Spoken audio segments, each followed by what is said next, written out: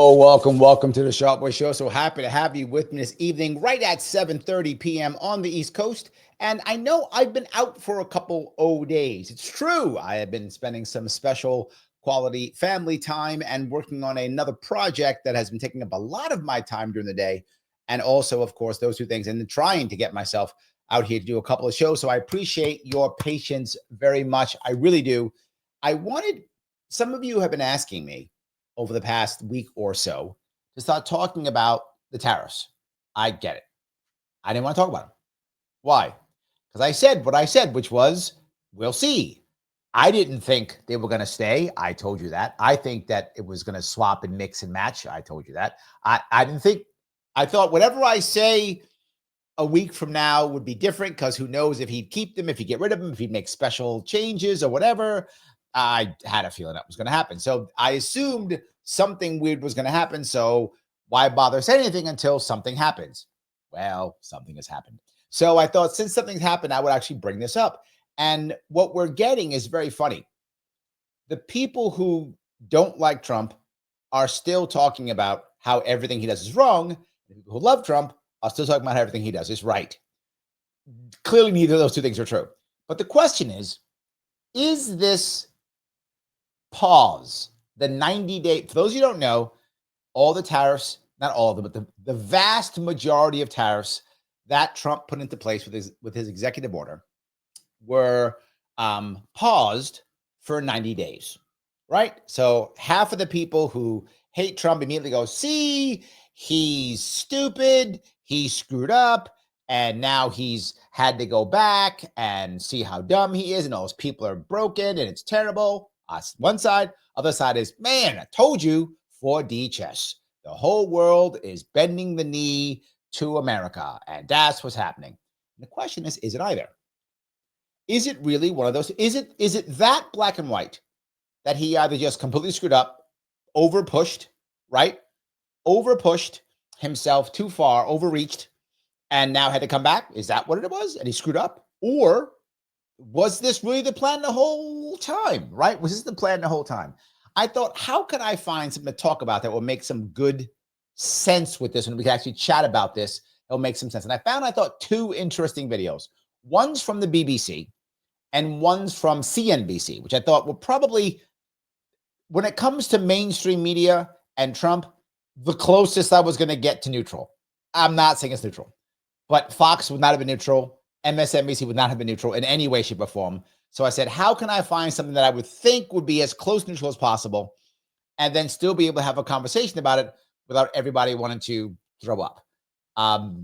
So we'll see if I got it right or not. I think I got it right, but we'll see. And we're going to chat about it. And so let me start this one. And before I go there, I'm asking an important question. You know it. I know it. We all know it. This is going to be a good video. We know this. So click the button known as Lima, India, Kilo, Echo. If you don't do that, people aren't going to see this, and then I can't grow, and then we can't grow, and we can't be cool. And I want to be super cool. So please click that button. It does matter. Please do so. All right. Let me pop this up if I could, and we will begin, or as the Japanese say, hajime. We will do all of those. All right. Donald Trump says he is open to talks with Chinese President Xi Jinping after imposing an even higher tariff of 125% on China. In a dramatic shift in policy, the US president has paused higher tariffs on goods entering the US, with the exception of China, which has announced retaliatory tariffs of 84% on US goods. Now, this idea of saying, hey, I'm going to withdraw or pause, I'll use his phrase, we're going to pause them for 90 days, but we're going to hammer China even more. I think most Americans, if this was the way Trump did it, would actually be okay with this. Now, you may not be. I'm not saying you specifically, you may not like this concept. A lot of people don't like tariffs at all. I get that. But at least this, to me, when I hear it, seems like, oh, this is a plan, right? There's a plan. We're going to get the Chinese or whatever. Okay, at least I can wrap my head around that. Even if you disagree, you can wrap your head, okay, we got to get the Chinese because of this, because of the other thing, and let's go get them. So we're going to punish them. And I think most Americans would be like, oh, okay, at least I get it. Hope it'll work. This actually seems like, why didn't you do this the first time? Like, wasn't that it? But anyway, so this one, I think most Americans are actually pretty happy with this, because a lot of Americans, China is the enemy. We got to get them. So I get this piece. That came into effect just over an hour ago. Mr. Trump accused Beijing of showing a lack of respect by retaliating. So this piece here is a big deal. For those of you who don't know how big this is bigger than you might think. Him saying a lack of respect. This is a serious smack to the Chinese. And I mean this on a national scale and international scale. For those you don't know, China calls itself the Middle Kingdom. If you look at the actual symbols for China, it's middle country. They literally were the first center of the world. Literally, they believe that it's center of the world. They had a very specific way of colonizing in their early years. The Chinese weren't big fans of invading other countries. They would, of course, as all empires do, but that wasn't their number one thing. What they would do is they would send emissaries.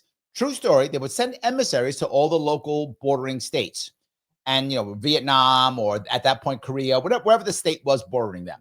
They would send their emissaries over and go, you have to accept that China, and the Chinese king is not a king. He is an emperor. He's not a king. He's an emperor. And he rules the entire world.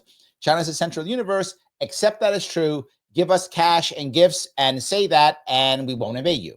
I'm not joking. That was the thing they used to do. And most states were like, okay, the Chinese army is massive and huge. We don't be invaded. Here's goods. Here's stuff. Yep, you the man. You awesome. Love ya. Right? And boom.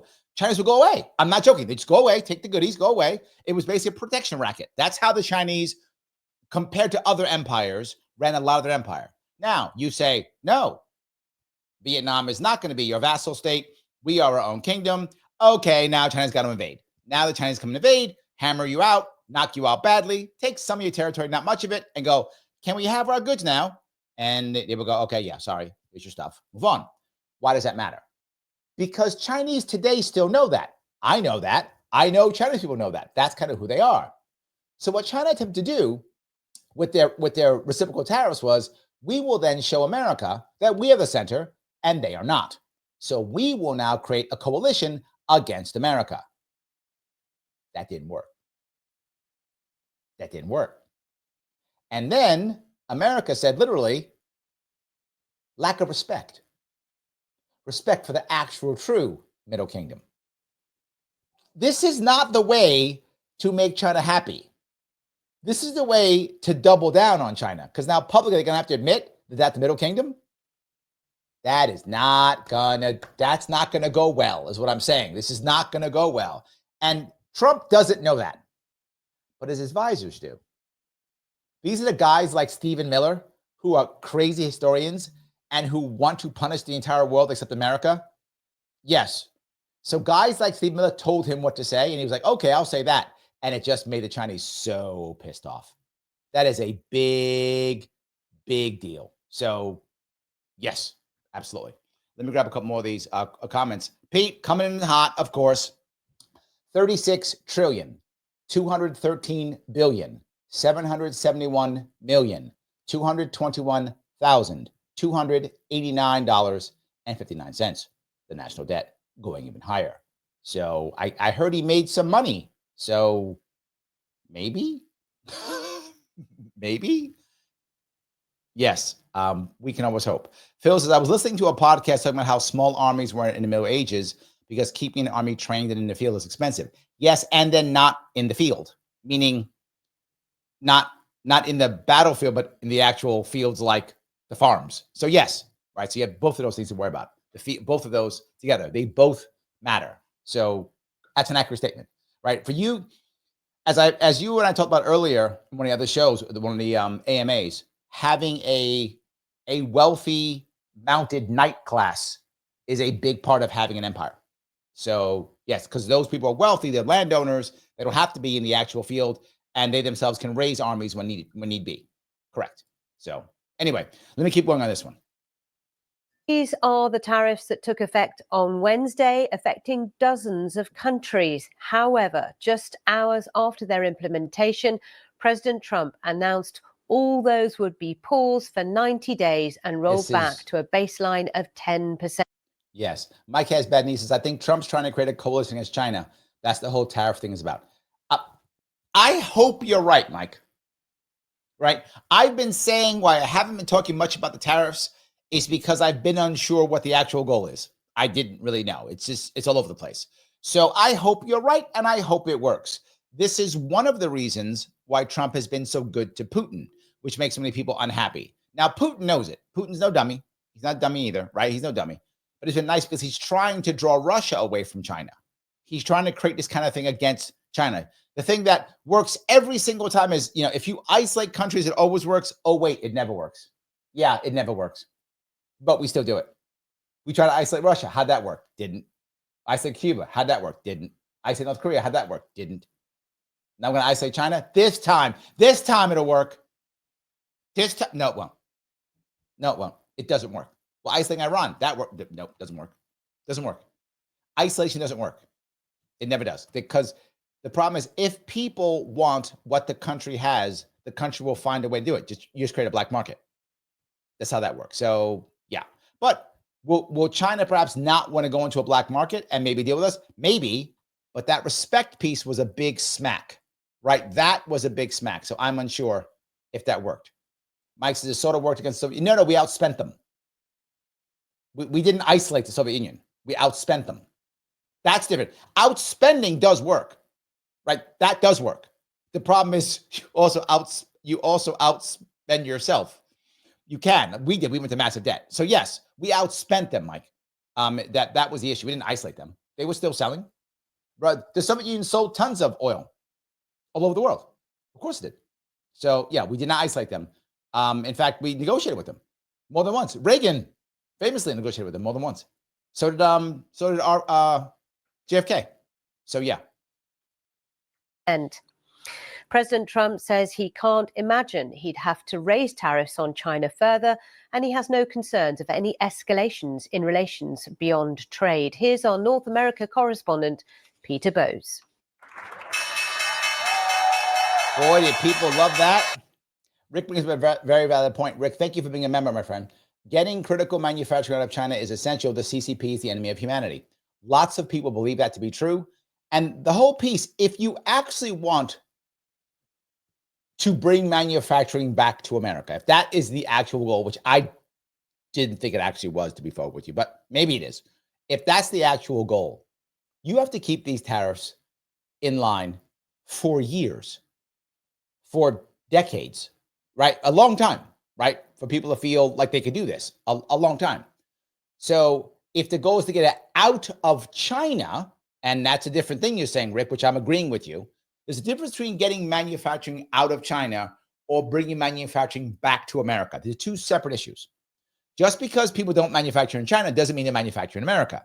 Right now, where they're going, Vietnam, Philippines, right? They go to other places. Vietnam is a big one, right? So they'll go to Vietnam and Philippines instead. I think you see that happening too. Absolutely.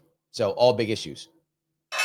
Unthinkable at the start of the week, but Wall Street had something to celebrate at last night's closing bell. It was all smiles and cheers. Everyone's happy. We're making money again. Soared.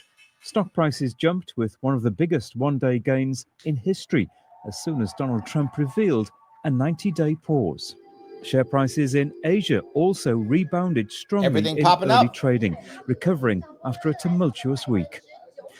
So the question becomes, this is what a lot of people are saying now, was this market manipulation? Is that what it was? Was this market manipulation? And you might go, Larry, why do I care if he manipulates the market? Well, because in many crashes, I told you guys about this before, there's a thing called burning your books, right?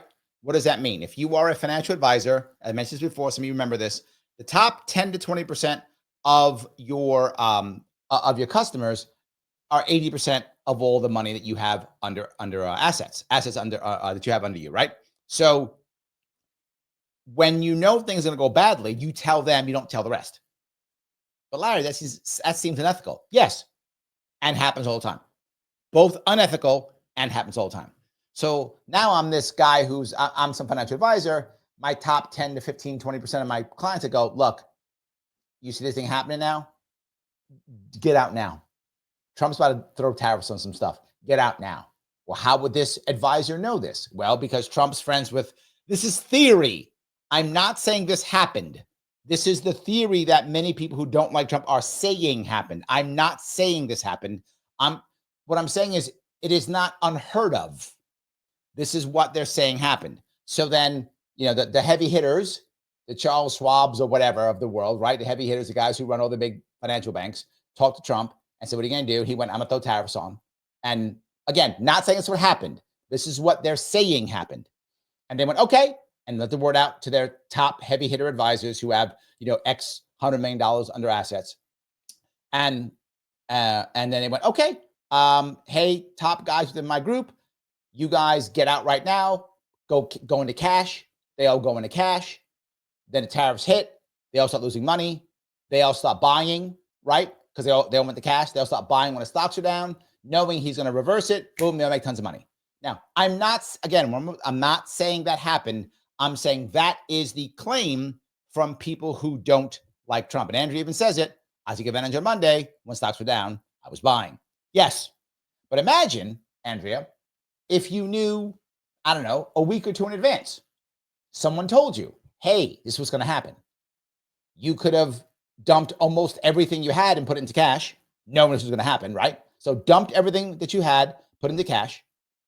And then when everything went down, rebought everything at the lowest price.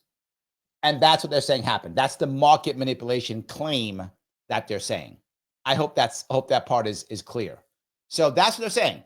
What did that happen? It will be yet another shift of people into a shift of money from the middle class into the wealthy. The news that sparked a global sigh of relief came in a social media post from President Trump, a substantially lowered reciprocal tariff of 10%, effective immediately. That baseline stays for everyone except Mexico, Canada, and China, with Beijing being slammed harder than ever, with a levy of 125%, massive change, way above everyone else. The president said he'd been thinking about his new plan for a few days and had noticed people were getting a little queasy. And this is the part that other people are saying, that he actually did this because people were queasy. There's so many problems with this. Let me written from the heart. It was written as something that I think was very positive for the world and for us. And we don't want to hurt countries that don't need to be hurt, and they all want to negotiate. The only problem is, you can only do so many at one time. We want to do it right. We want to get it right. Now, here's the problem. That's not what he said earlier. So he's changed what he said. So the question is, did he actually think, as he said, I wrote it from the heart. This is the right thing. Tariffs should stay in place. We have to bring, manufacturing back to America. Does he honestly believe that? If he does, why would you pause? You shouldn't pause then, right? If he honestly believes, hey, this is a long-term thing. It's what he said. It's what his people said. Long-term, blah, blah, blah, that's what he said. If that's true, then you can't stop it. He said, I'm the guy who could do this. Nobody else can. I don't care. It's going to be great. You're going to watch everything explode and be wonderful. Remember? It's going to boom, he said. Boom it all. If that's true, then why do you stop with tariffs? You wouldn't, right? And that's people saying he's stopping the tariffs because people got afraid and he recognized this is what they're saying again. I don't know this to be true. I'm telling you what his detractors are saying. They're saying he saw that it was a mistake. His own people were turning on him, and they said that this was going to wind up putting us into a depression, and he'd be responsible for it, so he backed off. That's what they're saying. Now, the other response is no, he had to say they were permanent. He's basically lying to us. He was basically lying to us because he had to lie so the rest of the world would believe him. So he's basically lied to us saying it was permanent, but it was never going to be permanent. So that's why he said that so that people would believe him. And then he could then, get them all scared and negotiate and make free trade for the world or whatever, right? I could see both sides of that story. Absolutely. But here is the biggest problem of it all, of all of it, which is irrelevant to which side it was. This lack of stability is devastating. I was talking to one of my daughters the other day. She was asking me, she's like, Dad, when we watch these medieval movies, right? Movies about kings and queens and stuff. She says, why are they so concerned with the king having babies? Like, why does it matter? He's the king. Why do they want him to have babies? And I said, you don't know why? I said, no. I said, okay, in a medieval time, what happens if a king dies? And she's like, well, they have another king. Yeah. And if it's not obvious who the next person is, very often there's a civil war. That happens. There might still be a civil war, right? But if it's not clear, there's a civil war. So these guys who are wealthy and powerful in the kingdom want the king to have lots and lots of babies. This way, we can keep stability of the family. They don't care who the king is. They just want to keep making money and staying in power, the nobility.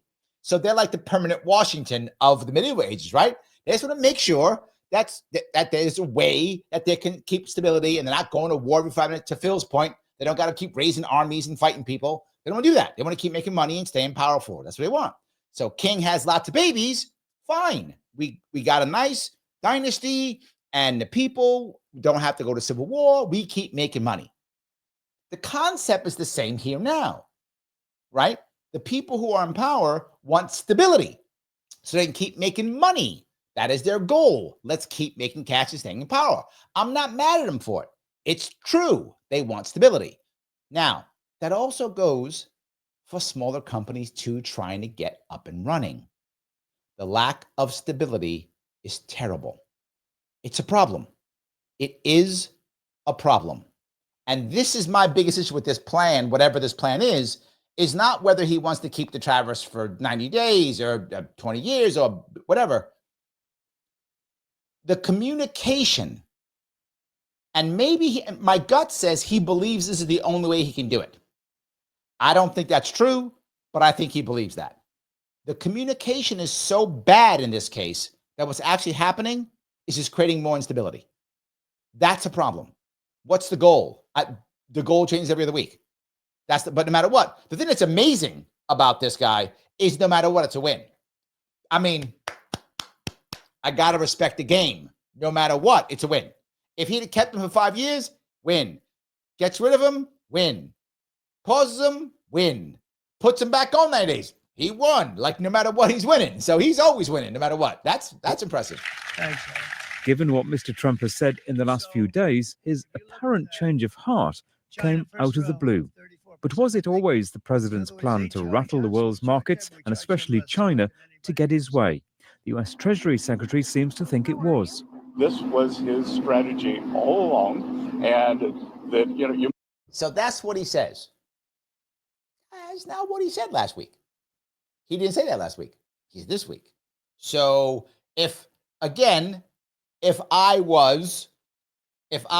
had him on a stand, I'd be like, okay, Mr. Secretary, are you lying now or were you lying then? Like, at one point you were lying. When? So Mike says, if you want to keep secrets from your enemies, you can't tell your friends. Often true. You're not wrong, Mike. I'll give it $5, my friend. And I'm saying that might be true. But again, my point, though, is you have to then now communicate that or something, or you do create so much volatility that you wind up hurting a lot of people, including Americans. The volatility piece is my concern, right? I am concerned about that. Mike, and again, maybe it's you got, if you paid attention to me, what I said, was it Monday? I forgot when I said this. People asking about Trump, like, I got to give him time because Sometimes his stuff works. It does. So this could be 4D chess. We'll see in 90 days, won't we? Well, in 90 days, we'll see if it was 4D chess or not.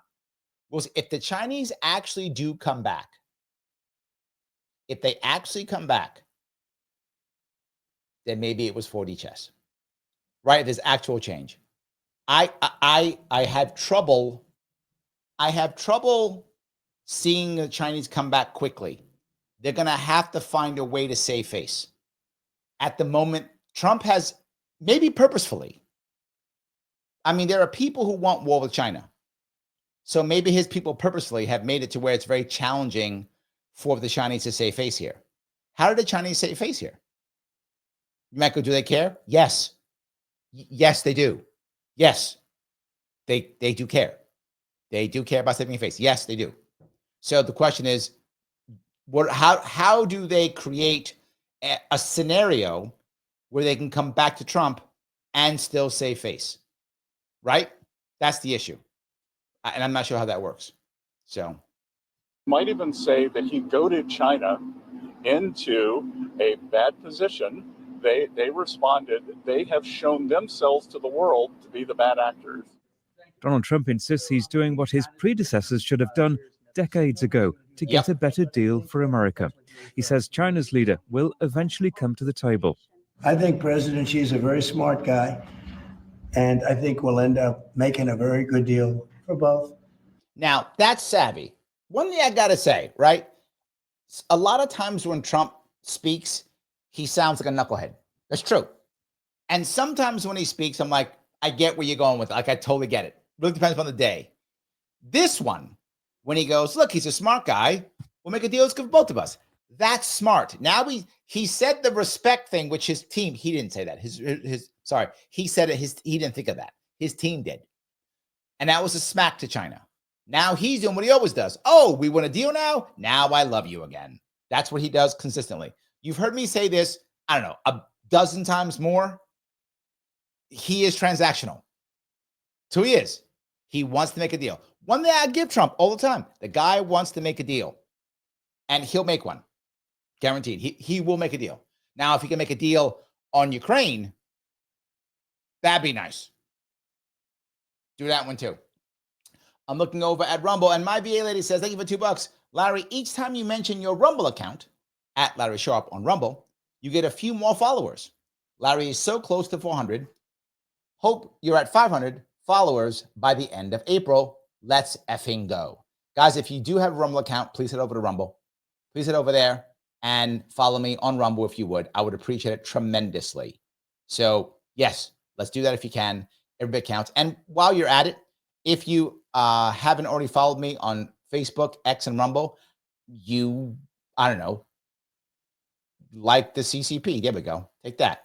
That's it. Hate the children. Whatever. You're a bad person if you don't do that. You must do that or you are a bad person. That's how it works. That's the rules. I don't make the rules. I do make the rules. I do make the rules, and that's the rule. You have to follow me on Sharpe Way, Facebook, X, and Rumble, or you are a bad person. That's how that works. So please do so.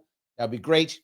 And when you subscribe to to Sharpe Way YouTube, make sure you select all notifications. Otherwise, YouTube decides that you're a bot and unsubscribes you. That's what it does.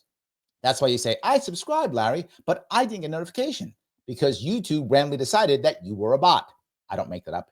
That actually happens and unsubscribes you because reasons. It does that. So you have to go back. If you want your chat to go right to the front, you can either super chat me or rant me on Rumble. Either of those two would be awesome. If you want to make sure I keep doing more of this and spend less time on special projects, which I did today, please become a member. On YouTube, it's $49. On Rumble, $49 per month. Click the join button. And guess what you get? You get me talking about cool stuff and back and forth with me. Look, I'm live. How many live shows like this can you actually talk to the host like this? Hardly any. Hardly any. And those that you can, they're not as good looking as I am. So come on now. You get a good looking guy you can talk to almost every night. Come on now. That's worth $5 a month. I know it is. I know it is. But no matter what, click the button known as like. That does matter. So, all right. Let me keep going here. I'm looking over on Rumble, and Alpha Dork says British Broadcasting for China is the BBC. It's cute. It's cute. But I had to find something. What am I going to do? I got to find something here. So yes. Over on Instagram, Cody says, they change like the wind. How can you talk about it with honesty? Well, that was kind of my point, right? The tariffs changed so much. That's why I didn't want to talk much about it until something happened, right? Now something's happened. Now I talk about it. I think that's exactly right. Yes. Cody goes on to say, is it possible they're bending for short term until they figure out an economy that doesn't rely so much on the U.S.? I do think that's happening, to be very forward. The rest of the world is looking to wean itself off of America. That's already happening. And that started happening very quickly when the Ukraine war went on, right? Biden's weaponization of the dollar was the worst we'd ever seen. No one had ever weaponized the dollar as much as Biden did. And that made the entire world go, how do we get out of this? So, of course, Trump is like, I got to double down now because 10, 20 years from now, we may not have that kind of power. So I think your point's a very valid one, Cody. I think they actually are doing that. They're trying to make that happen, right? So they can't right now. So they're going to bend, give in, make a good deal, hopefully a long-term deal. That's going to be a good deal. And then they'll probably slowly wean themselves off America if they can. I think it's true. Unless they create a real coalition against China.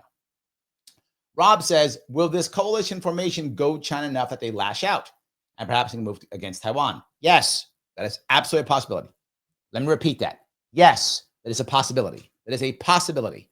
But the lash out will not be an invasion. It will be a demand. It will not be an invasion. It will be a demand. The idea of them just invading, I think, is very slim. Unless there's, because the problem is for them to mass enough troops, enough Navy, everything, the U.S. would see it. There's just physically no way to secretly mass an invasion like that. So they would threaten and then maybe begin massing, that kind of thing. It would be a threat. And then Taiwan would have to give in some way, shape, or form. And that would be a way of them saving face, right? So in some way, America agrees to recognize Taiwan as some type of entity, whatever the case, some diplomatic words.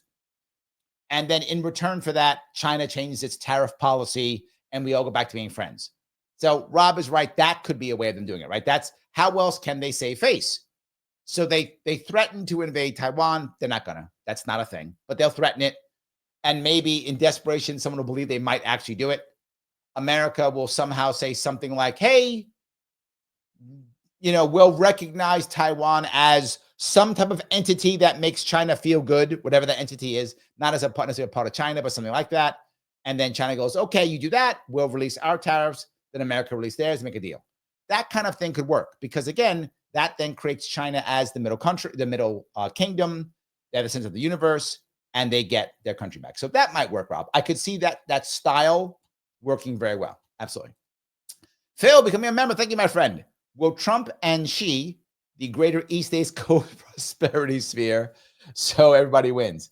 Yes. For those who don't know, the great, nicely done. Your history is good, Phil. The greater East Asian co-prosperity sphere was the group of nations that Imperial Japan had put together during World War II. See, Japan wasn't invading. You thought Japan was invading, occupying, and colonizing. They weren't doing that. That would be mean and evil. They were not doing that. What they were doing was they were liberating these colonies from the evil Europeans and creating a greater East Asian co-prosperity sphere. That's what they were doing. I know it looked like they were bayoneting people and using poison gas in China. That's what it looked like. But Phil and I know that's not what was happening. They were lovely and wonderful and making a greater East Asian co-prosperity sphere. Not many people would know that term. Nicely done, Phil. You get an extra star. Do I give out stars? You get an extra one. That is awesome. So, yes, there we go. Mike says, cancel the Tim Pool at it. That's true. That's true. Yes. Tim does everything at the end. Don't get me wrong. He's far larger than I am. I've been on the show 2 or 3 times. I forgot how many. 2 or 3. I forgot how many times. But anyway, but yes, it's true. I try to talk to his people during the show. No, you do it at the end of the show. That's how that works. So correct. I don't do that yet. Maybe when I'm getting a gazillion people, maybe I have to move it, but I doubt it because I really enjoy the direct conversation, right? I do enjoy the conversation very much. So maybe. But, we've been treated so badly for so many years. Again, we allowed that to happen. For now, the White House says it's working on at least 75 requests from other countries to negotiate new trade deals.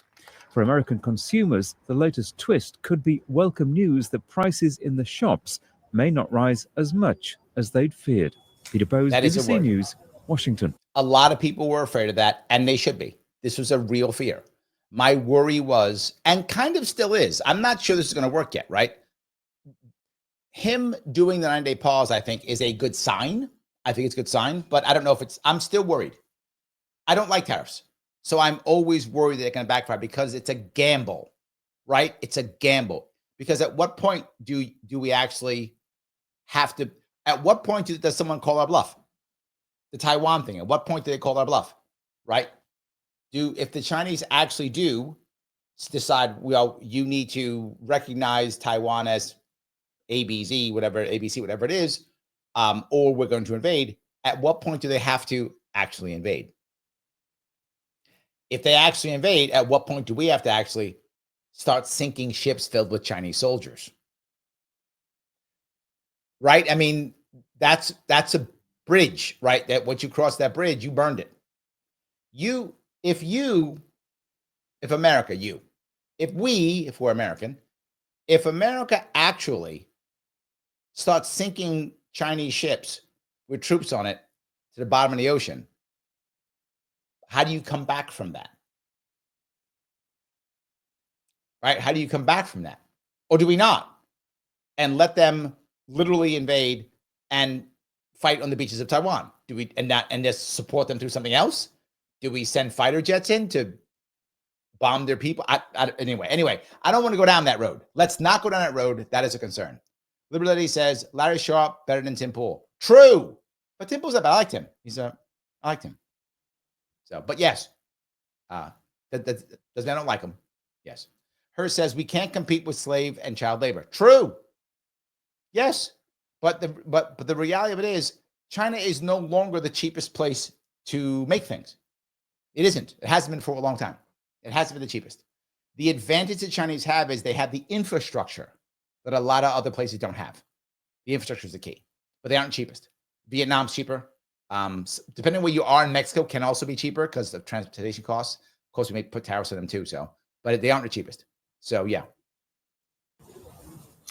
Well, I talked to Daniel Lippman, who's the White House reporter at Politico. I asked him for his assessment on the pause of the higher tariffs. It looks like he did not want to have a depression or a major recession on his hands where he would be the only person who would get blamed for that. So his Treasury and Commerce Secretary were with him almost 24 hours ago in the Oval Office explaining that financial markets were on the verge of seizing up and that he had to reverse course. And he's gotten so much criticism from Republican senators, even top supporters like Ted Cruz, who said this could have been. That piece is important, right? Because I do worry that what he's saying is true. I don't know if that's true, right? I think as time goes on, we'll figure out if that's true.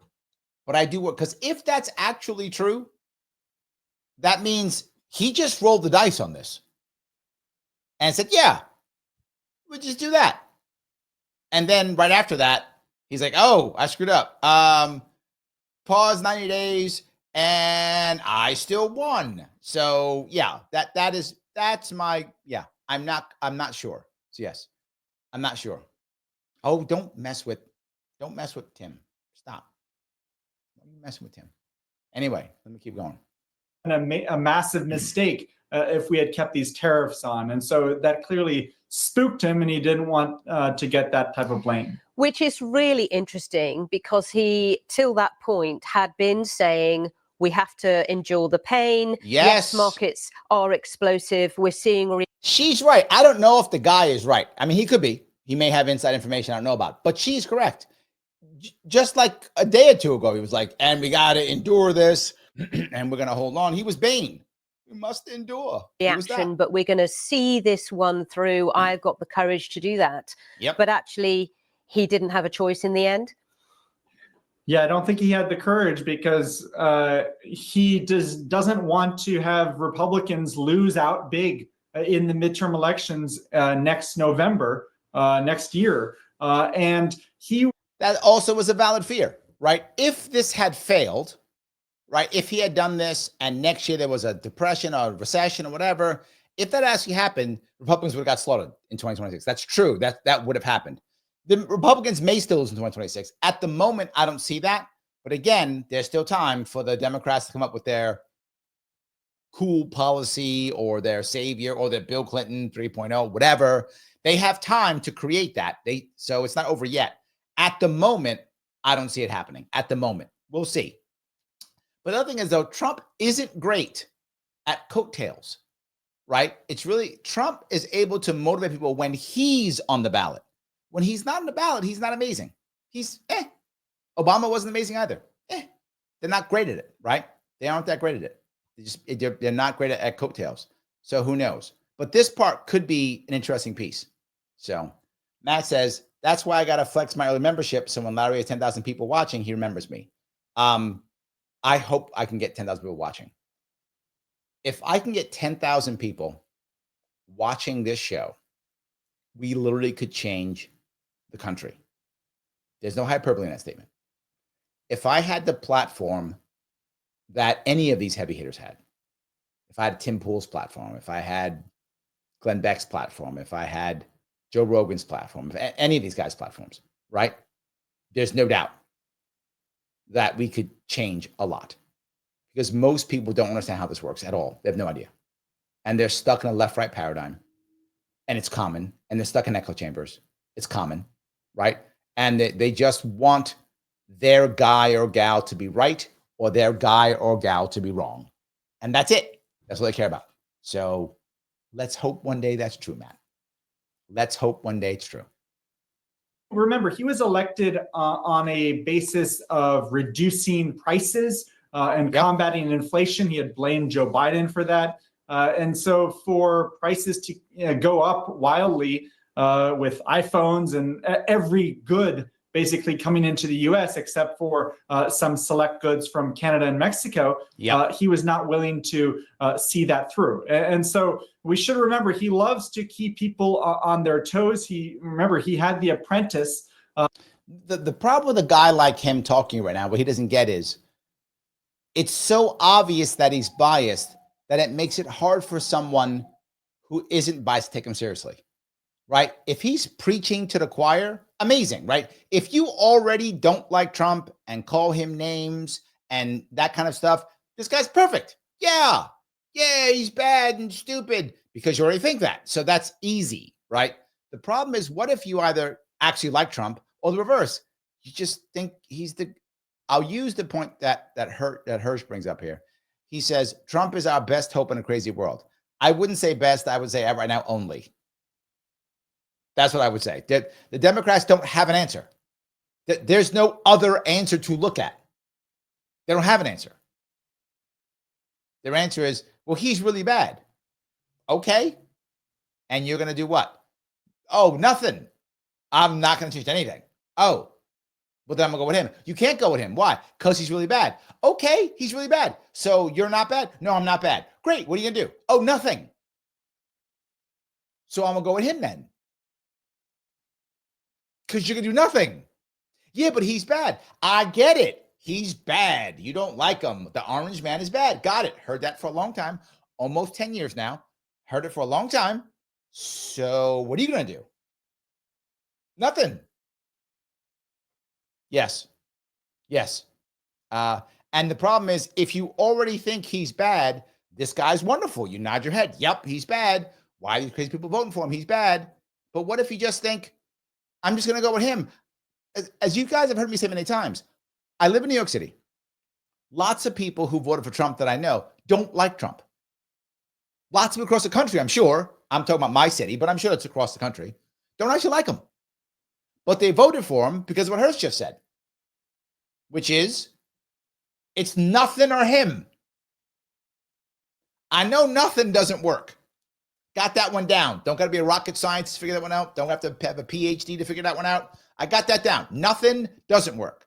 I'm going to go with him, which is why when the tariffs hit and people were like, what? Why is the amount of people who I saw going nuts? Why aren't people fighting? They hate tariffs, but why aren't they fighting? Because the alternative is nothing. So you'd rather just give him a shot. Maybe he knows something. Maybe he's doing something. We are unhappy as a nation. We are unhappy and worried as people. We are. So we would rather just take that. Okay, it's something. He's doing something. Let's do it. Versus the other answer, which is nothing. So this guy doesn't get it. Again, he's privileged. So does I'm using the lefty words today. He's privileged. And so he views every day as almost a TV show episode, a new episode. And so he wants to kind of keep people tuning in and having lots of suspense and wild twists and turns. And so today, well, he certainly delivered on that for sure. And the question is, what damage has that done? Because now, that's a valid question. Terms of trading partners, countries around the world, there is a lot of distrust. Yeah, because it makes it very hard for companies, multinationals, to invest in the U.S. because we don't know what's going to happen at the end of those 90 days. If there are some countries that don't make deals. This is my other issue, right? My word that I brought up earlier, which is the idea of uncertainty. Uncertainty is the worst part of this. If, and I don't know if it's true, but if in the first 90 days he closes, I don't know, 20 deals, make the number up, 15 deals that are good for everybody. Everybody's satisfied with it. He'll extend them for another 90. 100% guaranteed. He'll extend it. And he'll make a bunch of deals. He'll claim victory in all of them. Things will be more stabilized. We'll just basically be we will have increased our Cold War against China, which is the goal of his entire cabinet, is to increase the Cold War against China. If he then ends the war in Russia and makes Putin happy, which will make so many people unhappy if he makes Putin happy. So many people will be unhappy if he does that. But the Europeans have no choice. The Europeans have to come groveling back to us, which I feel bad for them, but it's just the way it is because they don't have their own foreign policy. They are vassal states to the United States. And again, look, I have a German flag here. I don't like the fact that the Fatherland, Deutschland, is literally a vassal state of America. I don't like that fact, but it's true. The UK, our father, is now a dependent, is literally a dependent elder right now on us. That's who the British Empire is. It's our dependent elder because that's our father, it's the British Empire. So now we basically got our dad. We're paying for them in a nursing home right now. That's what's happening right now. So they can't do anything. They can talk trash. They're going to do stuff. They're not doing anything. It doesn't matter what they do. It's irrelevant. I don't mean to be mean. I'm not trying to be mean to my European friends. I'm not. I'm just telling the truth. They can say all they want to say. They're not doing anything. They're going to come right back because they've been all of them have been vassal states for years. Now they shouldn't be. I'd rather them not be, but they are. They are. So yes. Right. And so they can't just plan with every week with new policies. And so I think they're kind of having to get used to that this is how Trump operates. And we could still well see a recession. But I think that he's hoping to have more announcements of new manufacturing facilities in the U.S. Yep. But it just makes it very hard for companies who have long-term planning to actually make investments in the U.S. This part he's right on, right? He's accurate. This is accurate data. And the problem is if he wouldn't be so anti-Trump, then more people could hear it because this part is true. It's challenging for for organizations in general, not the larger one isn't as much. It's challenging for organizations to make long-term plans when there is so much obvious uncertainty. Now, the bad part, which bothers me, is the smaller businesses are more devastated because they can't take the small bump. The larger organizations, they actually can. Yes, and abroad because they see that policy just changes on a dime. And Daniel, what are you hearing? You know, what's the gossip about how all this has been going down in the White House in terms of the team, Elon Musk and others? Elon Musk has been very vocal as ever about his criticism about various members of Trump's team. During this process of this week, which has been tumultuous, how's it impacted his team? I think that we've seen more divisions on this issue than almost any other issue. Most of their issues they're totally aligned on. Yep. They want to cut taxes. They want to reduce regulations. Tariff is the biggest gamble he's made, which is why there's a part of me that thinks, is he just that wrong, or is he that desperate to actually make something work? Because again, if these tariffs fail, this is literally the end of his presidency. I'm not joking. He will become a lame duck president. If these fail, he'll become a lame duck president. His own party will ignore him. He'll get his butt kicked in 2026, and the Republicans will be like, "This was a mistake bringing him back aboard." That's what will happen if they fail. If he does it right and all these deals actually close, he's going to be like one of the greatest presidents of the 21st century. Again, also assuming he stops the wars. He does that, stops the wars. This guy's going to be like Reagan reincarnated for the Republicans. It's just how it's a gamble. Look, I get it. If I was him and I was on my last hoorah, I might gamble too. Maybe I would. I don't know. But for Elon Musk, he has a lot of business operations in China. He makes a lot of Teslas there. So he hasn't been thrilled about the tariffs there. He has called for a zero tariffs with the US and Europe just in the last few days. And he got in squabbles with the trade advisor, Peter Navarro, where the White House press secretary said, "Oh, boys will be boys," because they're arguing about tariffs. And so, yeah, but the public arguments, the one thing that Trump has done, the Trump administration has done well, is because he doesn't care, when there's problems like this, it bounces off. That's the thing I actually agree with. I think that's actually a good thing, right? You should be okay with them fighting and talking and the team of rivals concept. This is not a bad thing. That part's not bad. We're all together and we all have the same thought process. I'm okay if it's not that way, right? I'm okay. That part I'm not bothered by at all. I know a lot of people are. I'm not bothered by that part. Trump kind of has angels and demons on both sides of his shoulder, and But that's a good thing, isn't it? Every day he kind of listens to one side or the other. Daniel Lippman there, White House reporter for Politico, just explaining what's going on within the White House at the moment. Let's then go to our Asia Business Hub. Nick Marsh is watching markets for us now. Hello to you, Nick. Just looking at Japan, it's still up something like 8.6%. The rally continues. Certainly does, yeah. They're recouping those huge losses that we saw yesterday. Now the question becomes again, the idea of people actually moving, and so the idea with the markets moving up, the question is, did the wealthy make more money relative to others or not, relative to normal? I'm going to use make more money, but was this market manipulation for the wealthy? That's the question. Same picture in Seoul, in Taipei, in Australia as well. You know, these are key manufacturing hubs that we're talking about, big exporters to the United States. They're going to start negotiations with Washington to see what can be done there. The big exception, obviously, that you've been covering all morning is, of course, China. That's facing this incredible 125% tariffs after Beijing said that it wouldn't be negotiating. Now, clearly, that is a blow to China. They had been hoping to... They thought they were going to bring everybody together, and they could not unite the rest of the world against what they called Trump's trade tyranny. Doesn't seem like that's going to happen now. Doesn't mean, though, that there isn't appetite for a fight in Beijing. I mean, we know that the policymakers there have been preparing for this sort of scenario. And that's the point I want to bring up for that. They are preparing for that scenario. There may still be a fight in China. It's possible. My gut says they will find a way. I'm not sure what that way is yet, to actually, they will find a way to actually save face when they're negotiating. They have to. I don't see another way around it. I'm not sure what that is. Maybe it's Taiwan. Maybe it's something else. Maybe they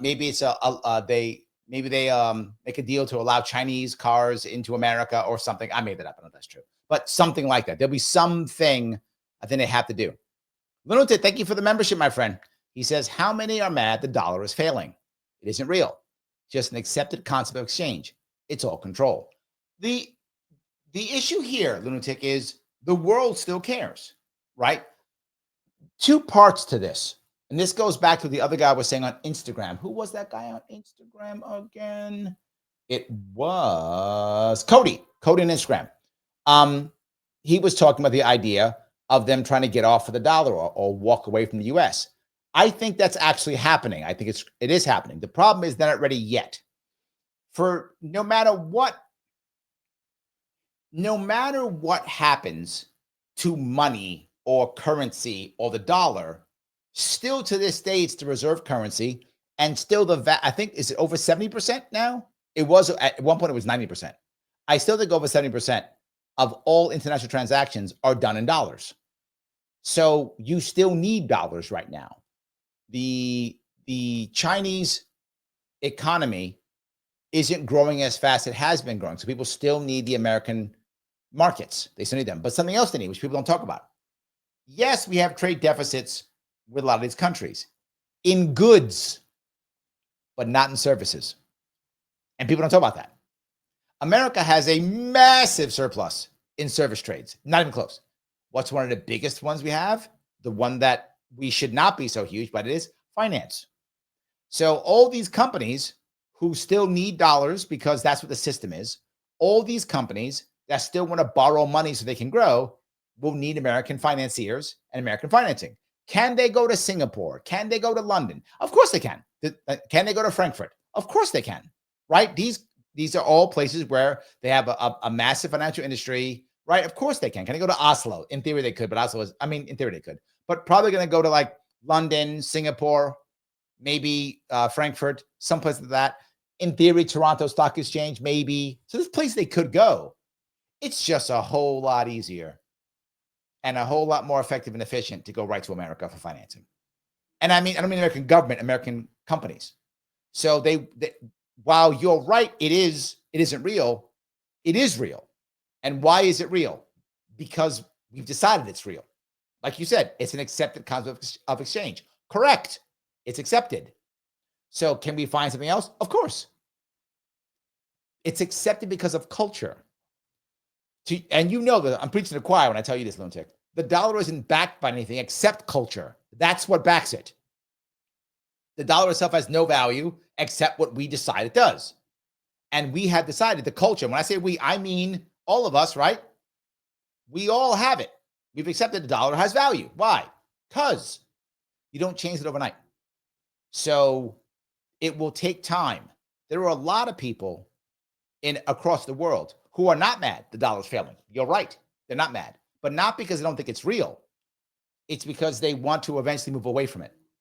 They don't like how America weaponizes the dollar, right? Because they can. So they don't like us weaponizing the dollar. Correct. So thank you for that. I want to show, if I could, a different side to this. This is from CNBC, and this is talking about individual Americans and, dealing with the tariffs and the uncertainty, small businesses. This is from CNBC. In this tiny warehouse in Northern California, Dusty Kenny is getting her products ready to sell on Amazon. We make baby spoons, baby placemats, bento boxes, bowls, plates, cups, and we manufacture them in China, and they come via sea in all these boxes here. But now Kenny is facing a giant additional cost, a 125% tariff on all her goods coming from China.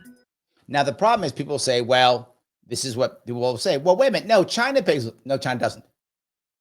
Right? Her price to China is the same price. Right? So if she spends whatever, 25 cents per spoon or whatever, I don't know how her spoons cost. Say 25 cents per spoon, she still spends 25 cents per spoon. Right? So the 125%, right? So if she's got one spoon for 25 cents, now she's got to pay another, what's that, 37 cents? Is my math right? No.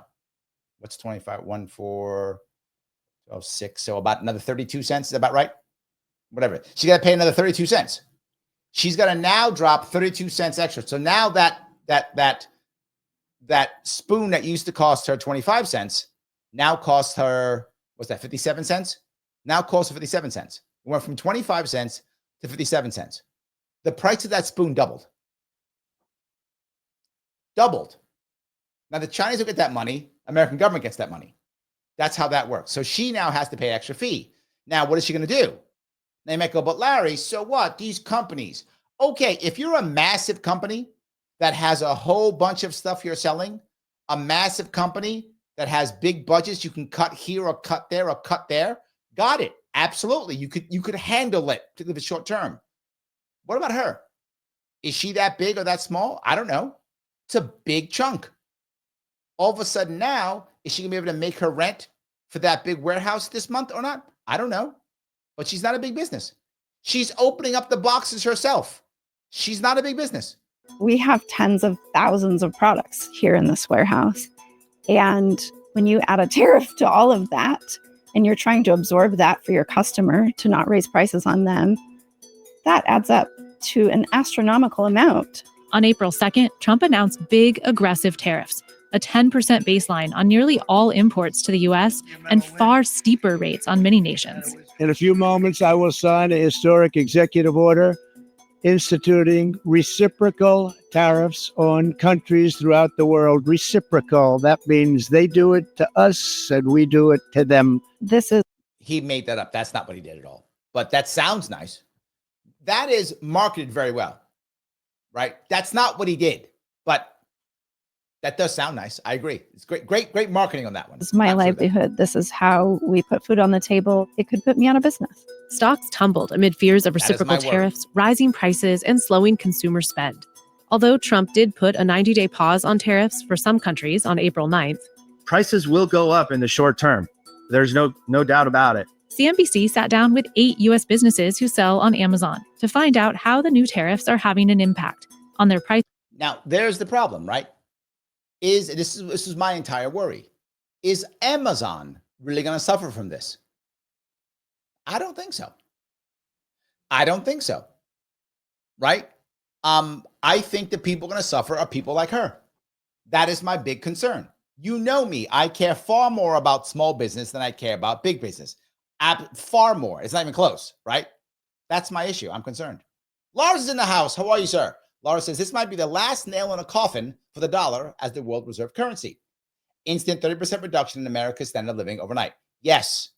I don't think we're there yet, though. And the reason why I say it is China could not or did not, I would say probably could not, they probably tried very hard, unite the world against the dollar. This was a chance. If the dollar was going to go under, the Chinese would have united the world. Now, do Trump's people screw up so badly with the deal making that they can't close any deals in 90 days? Now, if that happens, Lars, if his team is so incompetent, and I don't think they are because his team tends to be deal makers. So I think they'll do a good job, but we'll see.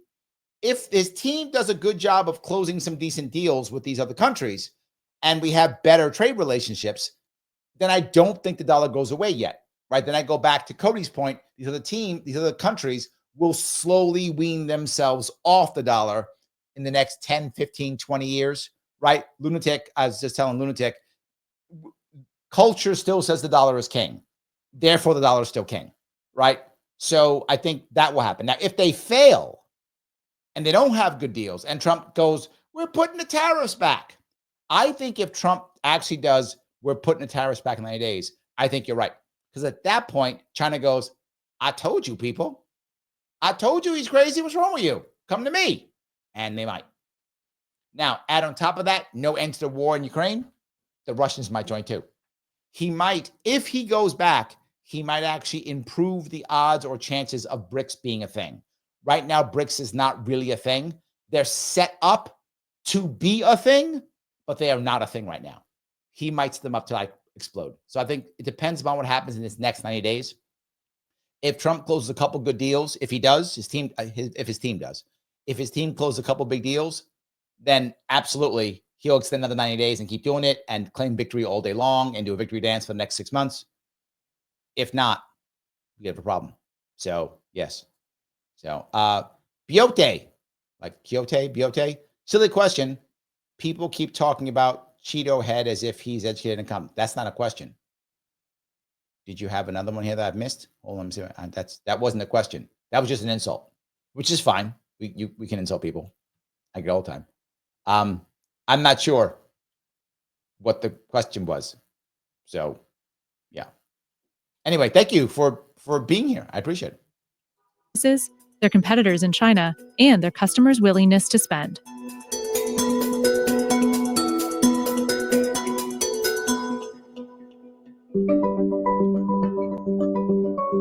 So hold on. Lunatic, thank you for the $5, my friend. Lars, this is to Lars. The comforts are illusions. We unite to live in cooperation, not competition, or our population is reduced by billions in a year to extinction. I'm not sure why you say that. I mean, are we talking like, I could see that over the long haul. I can't see that now. I mean, so the 8 billion of us now, is that right? I think 8 billion of us now, right? I don't see us reducing our population by billions in a year at all. I don't see any way. I mean, the only way would be an actual all-out WW3. That's the only way. Then maybe, yes, I could see it then in that case. But unless we have an all-out WW3, I don't see it. Even starvation wouldn't happen. Billions. There's too much food for us even to go billions in starvation. I don't see it. I don't know where you're going with this one, Lunatic. I don't know how you see that happening. Even if the dollar collapsed, I mean, and it's not going to happen now. Will the dollar eventually collapse? Probably yes. I think Lars is correct. At one point it will. It's just not now. If that was going to happen now, I think this would have been the tariffs that he threw out were a huge gamble because he could have spurred that. That was also my worry. It was a gamble, could have, but it didn't. I'm not with you on this, Lunatic. I don't see the comforts are an illusion. That's true, but I don't see the reduced population to extinction in a year. I don't see it at all. I mean, we're generations away from that. Generations away. I don't see it. I don't see it. Tariffs have been around since America's early days. But since the creation of the federal income tax in 1913, they've become a smaller and smaller portion of federal revenue, with some notable moments of tariff increases along the way. By the 2010s, the average tariff was just 1% to 3%.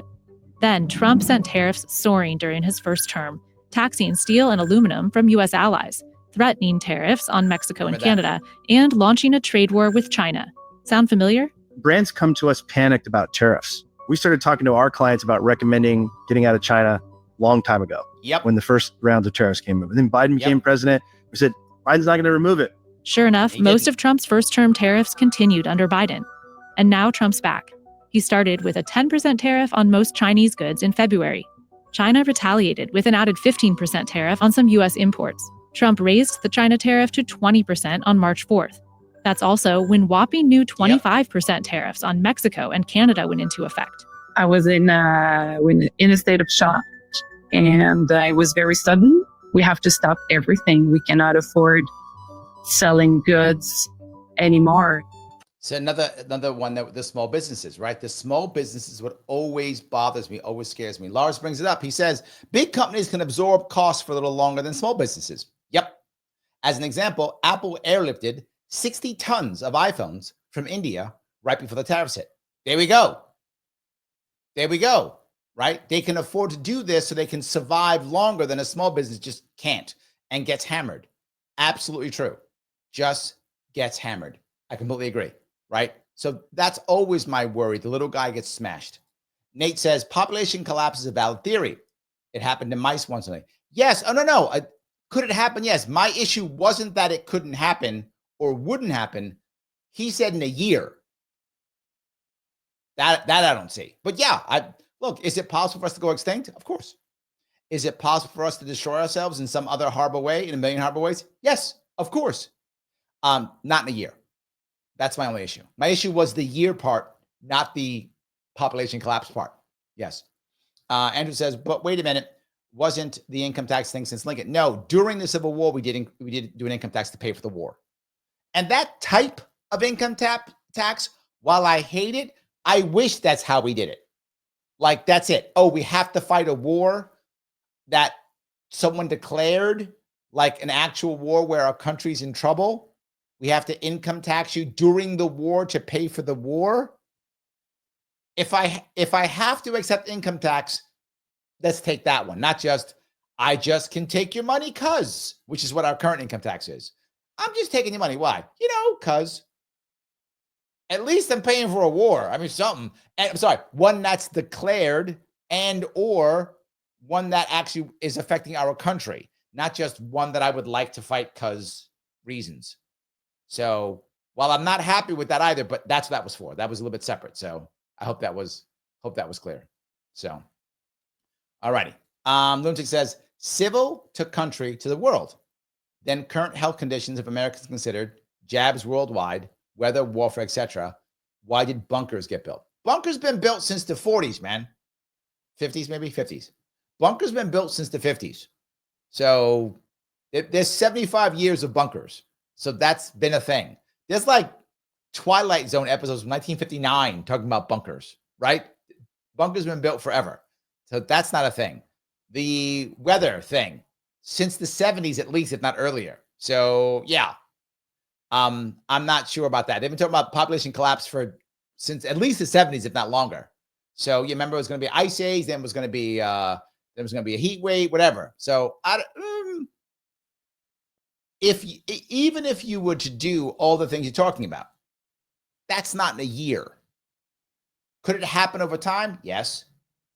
Do we really want population collapse? I think there's a group of people who actually do want that. And that's true. There's a group of people who do want population collapse. That's true. They would like to have a billion total people on the planet completely, like reduce our population by like 7/8. There are people who think that's exactly the right answer. I think you're right. People do want that. But the vast majority of humanity does not want that. Most leaders actually don't want that either. And because they're worried, right? Who goes first? Right? When are you going to pull the trigger on your population versus pull the trigger on my population? If I'll pull the trigger on my population first, you just invade me. So who pulls the trigger first?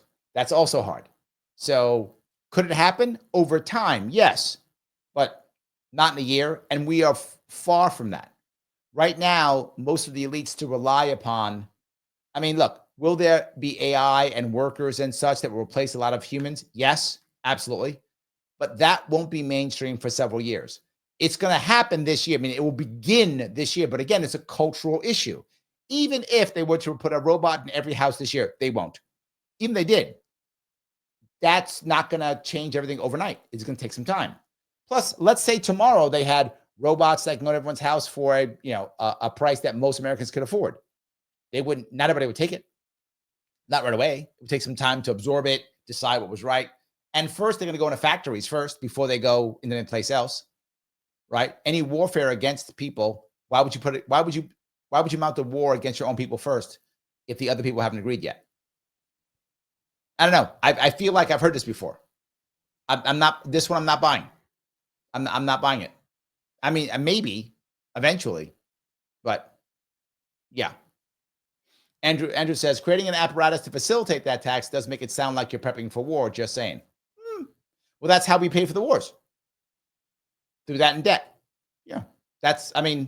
When we made the income tax, we also made the Fed.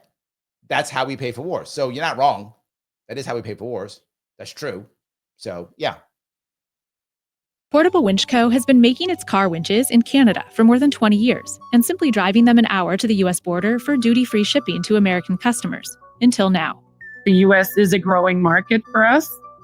It represents like 22% of our sales. We 22%. Are questioning ourselves if we just move our focus to Europe. Is it really a negotiation tactic? Maybe. I hope so. I sincerely hope so. And that's a problem, right? Does she then move her selling to Europe instead, right? Is that what she does? Now, maybe she does. Who knows, right? But the worry is she's a small business owner. This is far more devastating to her and will shock her. And literally, I'm not joking. If you're a small business owner, you understand this. This could literally traumatize somebody. I'm not making that up. If you were a small business owner, you know exactly what I'm talking about. Literally, she could actually be traumatized from this. If she is, she may not want an American market anymore. I hope that's not true, right? I want us to be able to trade back and forth as much as possible. But in theory, that could stop her from doing it in the future. If she's one, how many other people are thinking the same way? And like, you know what? The uncertainty for a small business is devastating. So yes, Andrea says, I would like a Rosie robot though. Me too. Me too. Yes. IC says, yep. I love cleaning when I have energy. I don't know. Sarah says, I don't have any robots either, but I'd like a house cleaning robot. Yes. Absolutely. Yes. 100%. Matt goes on to say, I don't want a house robot. I want Gundam or power armor. I know you guys want that. I'm good. I'll take a regular robot. I just want some, I want to take care of some of my stuff. That's what I want. So, yes. Then on April 2nd, Trump made his biggest move yet, reciprocal tariffs on 180 countries, with an average rate the highest it's been since the Great Depression.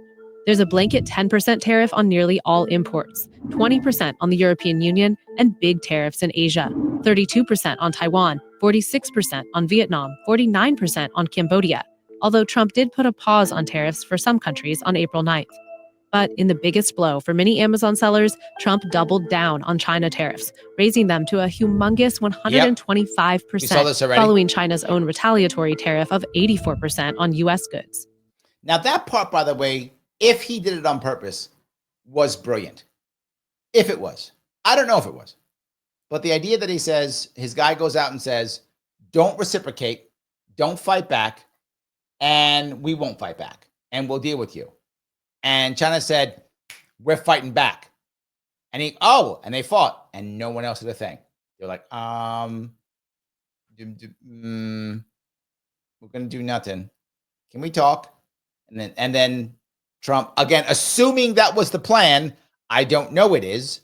He went, okay, you have bent the knee. He did the thing I talked about earlier in this episode. I talked about the idea of how China used to force people to bend the knee, right? They didn't invade unless you didn't bend the knee. Basically, it's a protection racket, right? What China used to do when they were an empire, they would go to their bordering nations and say, okay, China is the emperor, is the empire, right? And you're a vassal state, correct? And if that's true, give us a bunch of cool stuff and send us on our way and pay our taxes and stuff and tell us how awesome we are. And most countries would go, yeah, it's true. You guys are the best. We love you. Here's stuff. Please don't invade. And fine. And China wouldn't invade. Sometimes country would say, no, I'm the king of whatever, and I'm not your vassal state, and here come the Chinese army, right? That's how that worked. America basically did that. They did China modern day. And the only people who didn't bend the knee so far is China. And there we go. They played their own game on them. Estimates show some 60 to 70% of goods on Amazon come from China. Although most products on Amazon are sold by third parties, tariffs will also impact its own brands, like Amazon Basics. They're trying to win by saying we have a similar feature set to the national battery at a lower price. And so if they have to raise that price, consumers are likely to have a preference for that well-known, familiar brand. So will Amazon increase prices on its own brands, passing the new tariff cost on to consumers? The last thing they want to do is right away just pass it to the consumer. See, what Amazon can do that others can't do is they can pass on the price increases, not to the consumer, but to the people who sell on Amazon. Yeah, that's the issue. If they want to, right, what they can do, what Amazon can do is go, oh, there's a tariff of whatever, 10%. All right, I don't want to raise Amazon prices. So what I'll do instead is everyone who sells through Amazon, you're going to pay 10% more. We're going to change your contracts now. Your contracts where we had to take whatever, 30% of whatever Amazon takes, whatever chunk we take. Now we take 33%. Wait a minute, but the deal we made was 30. Yeah, but we're changing it. Why? Because tariffs. So now we take 33%. And now the person selling goes, okay, so wait. So I got to pay the tariff to the government and I got to pay you an extra 3% so that you can pay the tariff to the government. Yes. So I'm paying tariff to the government twice. Yes. That's what happens when you're a big company like Amazon. That's how that works. Amazon goes, I don't want to pay for that. I'll make you guys pay for it. Okay, so now what does that mean? If you're buying Amazon goods that aren't Amazon specific goods like the Amazon Prime, whatever stuff, if it isn't that, then everyone else selling, their prices got raised twice. They pay tariffs twice. Isn't that awesome? That's how Amazon doesn't care. I mean, they care, but they'll get around it. This is another way how big business gets around it. Just do that. So they don't have to pay for it. You won't pay for it. That's it. You pay tariffs twice. Enjoy. Because you don't know how transitory this is. I think if it extends, that's the issue. After, call it 6 months, then a lot of those ultimately get passed to the consumer. As for whether third-party sellers will need to raise prices, I will hold my prices for as long as I can and just absorb those tariffs because I'm already competing against those Chinese sellers that are undercutting me. On Amazon, yeah. Yes. See? She's already getting Amazon, which is going to make everybody pay the extra fees for the tariffs so that they don't have to pay for their own Amazon products. Like that's how they're going to make it up, right? So they can keep their prices low. Now she has to now do that while she's competing against other people on Amazon in the Hunger Games that is Amazon. So yes. We'll probably increase the price by, 10 to 20% at some point. Tariffs are going to increase the price of toys for the consumer. There's no doubt about it.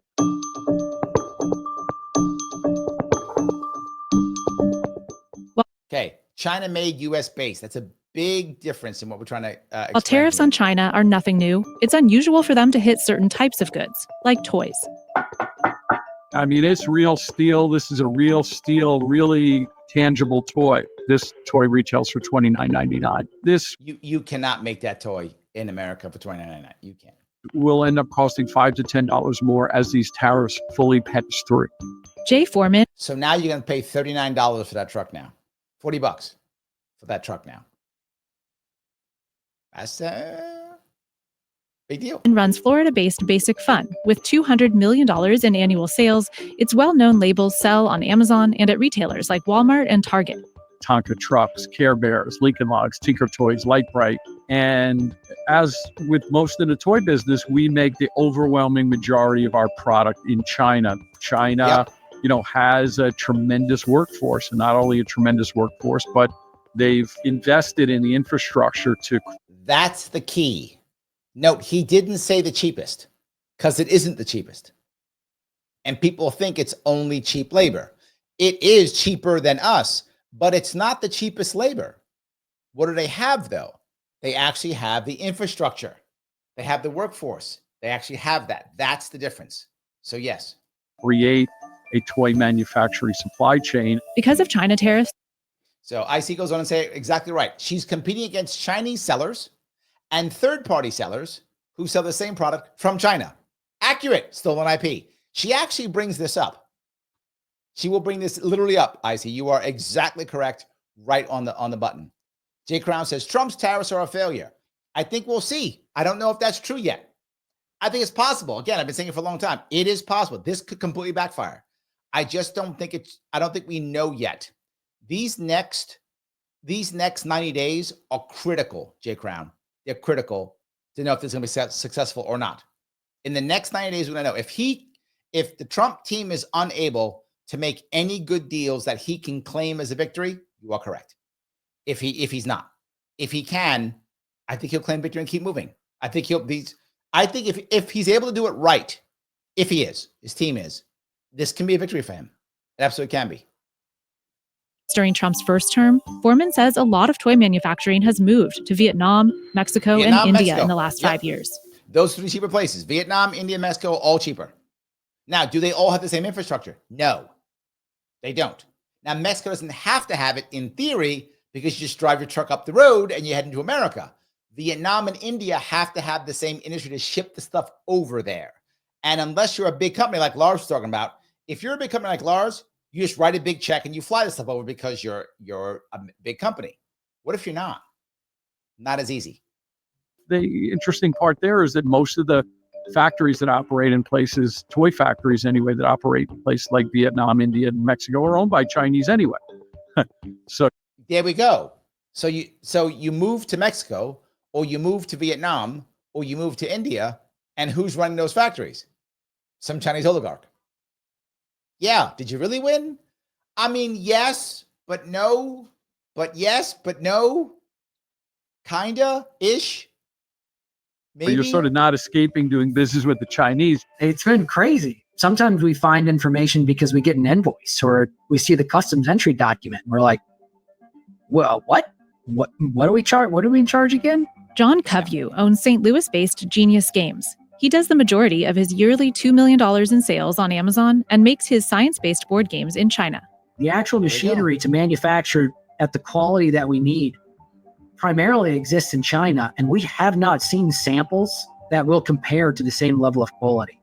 And that's the issue. People think it's just cheap labor. Again, cheaper than American, but there is infrastructure in China, and that's an issue, right? That's a piece that you have to worry about. There's infrastructure in China that doesn't exist in other countries. Mexico's infrastructure isn't as great. It doesn't have to be as great because it's so close, so it can be worse, but it's not as good as China's infrastructure. India is not as good, and neither is Vietnam. But they're getting better, and that's the issue. They're going to try to get better. This goes back to the original point. They were talking about, how do these countries, get better and have other people? Well, they get better infrastructure. They can sell to different parts of the world, right? China sells all over the place because they built the infrastructure to do that. That's the advantage they've had. So yeah, I think that's an important piece. But the next piece you've noticed is the tariffs were supposed to help build manufacturing back in America. Remember that? That was the plan, they said. Jay Crown saying it failed. Well, he may be right because maybe we're not building anything in America still. Maybe this is this long-term thing we talked about. Everyone you just heard, and look, it's CNBC. They're not necessarily pro-anti-Trump. They've been both. They have been both. The issue here is, what are they saying? They're saying, okay, so we can't build here. A lot of them aren't building in America. They're going to cover that in a second, but they're still building outside of America, just not in China. So the question is the goal, right, as Ray said, just to get the manufacturing base out of China because the CCP, is that the goal? Or is the goal to bring it back to America? If the goal is to bring it back to America, that's not happening. Not with this plan, it's not happening. If the plan is to get it out of China, that may be working. But what if the oligarchs just buy the factories in India? Or the Chinese oligarchs buy the factories in Vietnam? Or the Chinese buy the factories in Mexico? This isn't as easy as one would think. And toys are just one category among many that rely on China for manufacturing and assembly due to lower costs and established infrastructure. This is one of the most amazing pieces of technology, and this thing is made in China. And whether you're making a Tonka truck in China or an Apple iPhone, they figured it out. Almost all electronics that U.S. consumers like to buy are fabricated in China. The vast majority of textiles are milled in China, whether the apparel is actually put together in China or not. Other categories, like teas, can't easily be grown in the U.S. because of the climate. You need high humidity. Usually you need to be at a very high altitude, and those things only come together in certain parts of the world. Like the green teas that we use are only really grown in coastal China. The black teas are grown in India. Baltimore-based Zest makes high caffeine teas. About half of its $3 to $4 million of annual sales happen on Amazon. It's those components that are the most troubling. Of you don't really have a U.S. option, and just you have to pass on the cost eventually. And that's the problem that I'm worried about.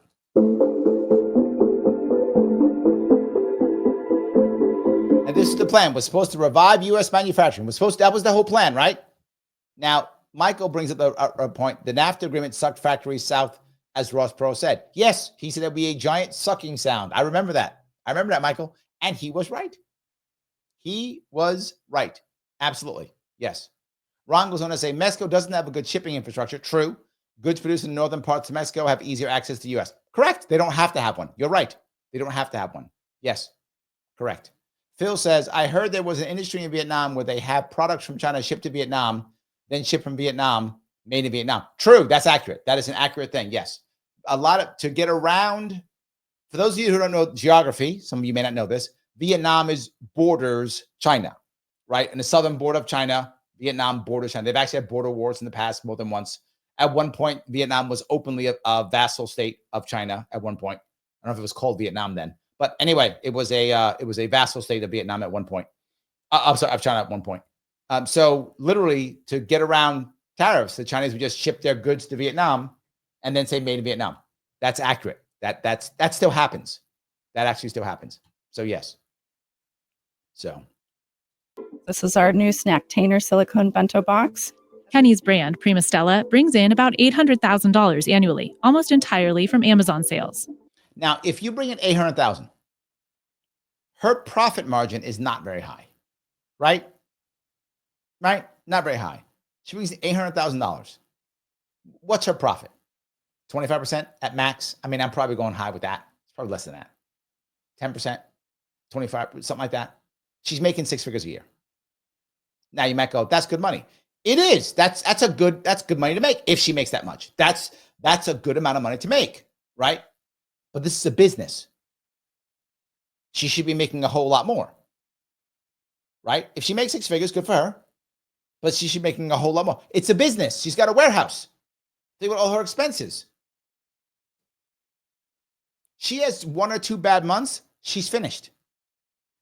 If she's trying to make that kind of money, she's got to be bringing in tons of cash that she's not putting back into the business.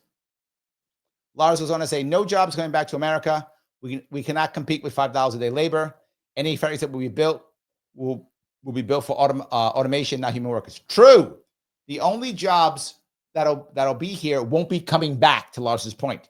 There'll be jobs repairing robots or something, or repairing, AI or whatever the thing is, repairing machinery. So there'll be repair jobs.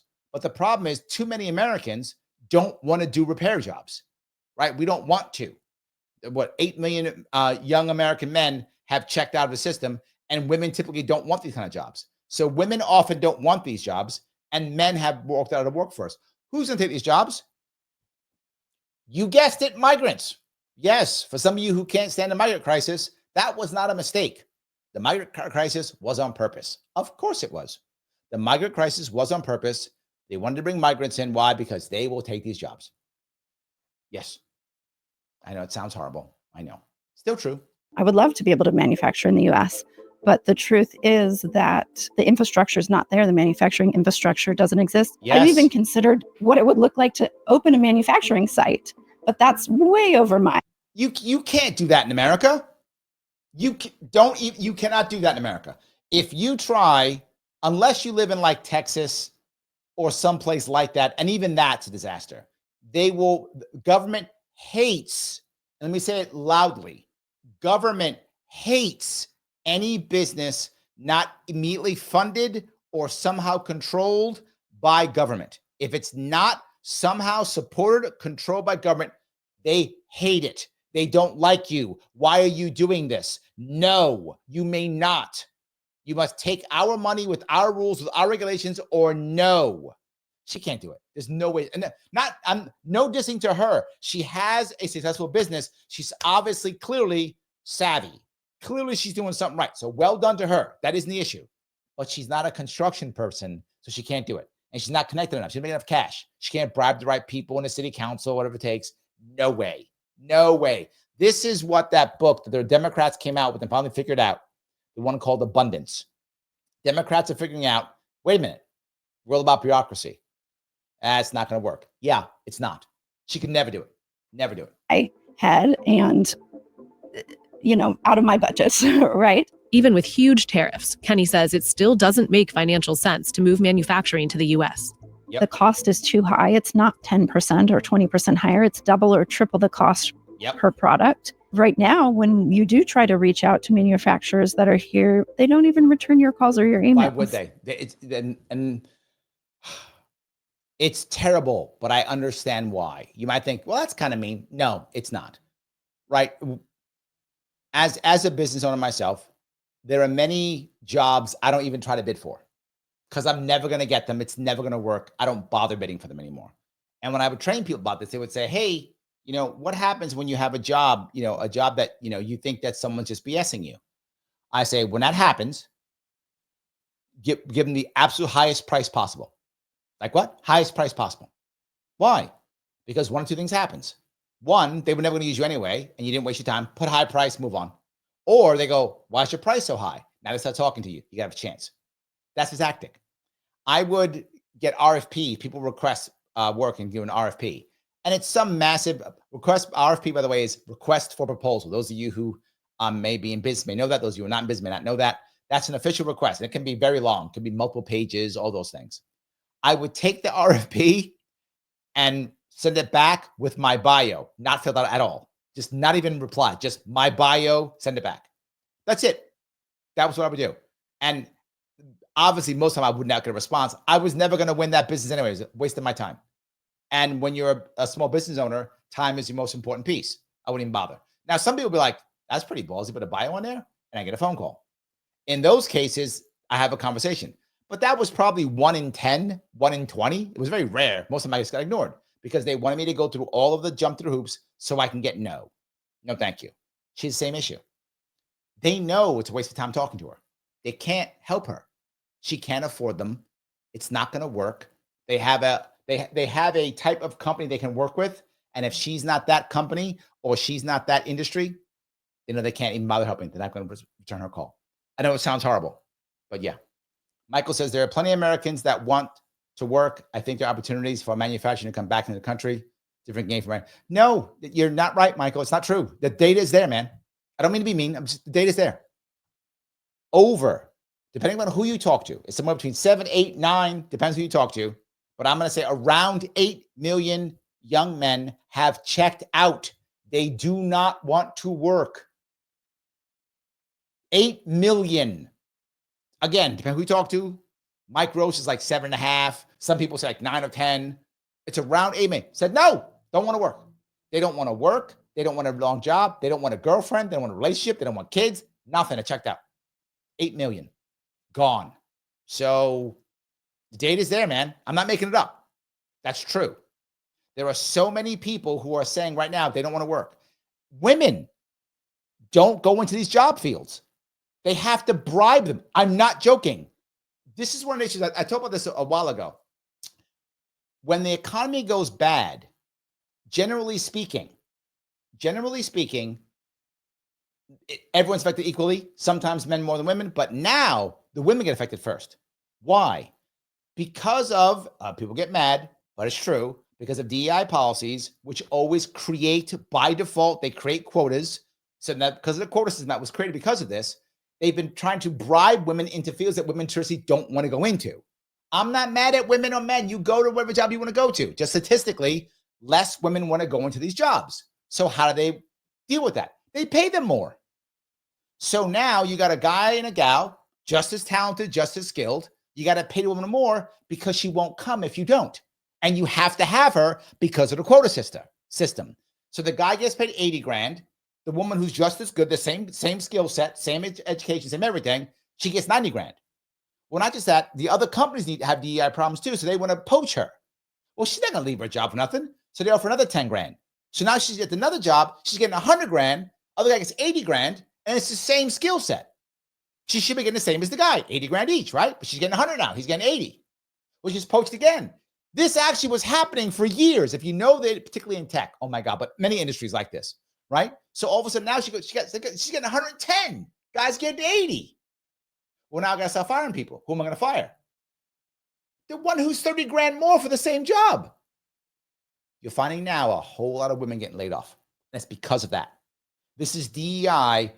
In the response from that is now hurting women because they got bloated with salaries because they were required, not because they were better or worse skill set, which is why they don't mind firing a woman because she's the same skill set as the guy, but she's $30,000 more expensive. And because she's getting poached constantly, she also has probably been there. This is the other thing that hurts her, and not her fault. I'm not blaming women. It's not her fault. She's also probably been there the shortest. She's been there the shortest. Why? Because she's been poached so many times. She's been poached so many times that she's been there the shortest. So they can use it as an excuse to lay her off because she's the newest hire. So we're going, last in, first out, that's not discrimination. So yes, women are getting hammered. It's not their fault. IC says it. She knows it. A lot of women are getting laid off. You're absolutely correct. I see numerous layoff videos. Yes, that's because of quota systems that made you. If you know a recruiter and if you're just a regular talented woman in certain fields, you'll be poached all the time. Yep. And IC goes on to it. Yep. IC, thank you. Thank you for validating what I'm saying, IC. I love this. And these women are having trouble finding jobs. They are having trouble accepting salaries below what they used to get. Yes, but again, not the woman's fault. Their salaries were bloated because they had to be bribed to change jobs or go into fields they didn't want to be in. It was not a natural place. It was instead forced by DEI policies, which created quota systems. Quota systems always make things worse. So yes, that's what happened. And it's happening everywhere. The current downturn right now is hurting women more than men. That's what's happening. And now because they have certain, if I made 110 grand a year when I should have been making 80, now all of a sudden someone's giving me a job for 80 because that's what I should have been making. That's a 30 grand cut for me. I don't want to take that. I don't want to take that. Why would I take that? I made 110 at last place. Yeah, but you was only worth 80. Yes, you only worth 80. And again, I'm not blaming the woman. It's not her fault. This is the system that put her into a bad spot, and now she's in trouble. 100% true. Yes. There we go. Let's see. IC says, now women are more in need of men since the rules of the AI. I don't even know man doesn't work anymore. Is that how that works? Maybe it was a good thing in the long run. Maybe more people will have a relationship and get married and have children. Maybe it's good in the long run. Who knows? I don't know. I'm trying to put something nice on this, but yes. The people in China are hungry for the work. They'll get back to you right away. They make sure you get your shipments right away. They're on it. There are some, like Viper Industrial, that do manufacture entirely in the U.S. and charge a premium for it. Yes, right? Look, there is a group that will buy this, but who is that? It's the wealthy, right? It's the wealthy. Actually see as a competitive advantage. You put our products side by side to a competitor's that is getting it overseas, and it's a night and day difference. Dane Rush and his brother own the Green Bay-based business, selling some $30 million annually of stools and other shop equipment. Okay, he's also selling $30 million compared to her $800,000. So if he's making 10% and she's making 10%, she's making 80 grand. He's making 3 million. You're making 7 figures a year and you split that with your brother. So you make 1.5 each.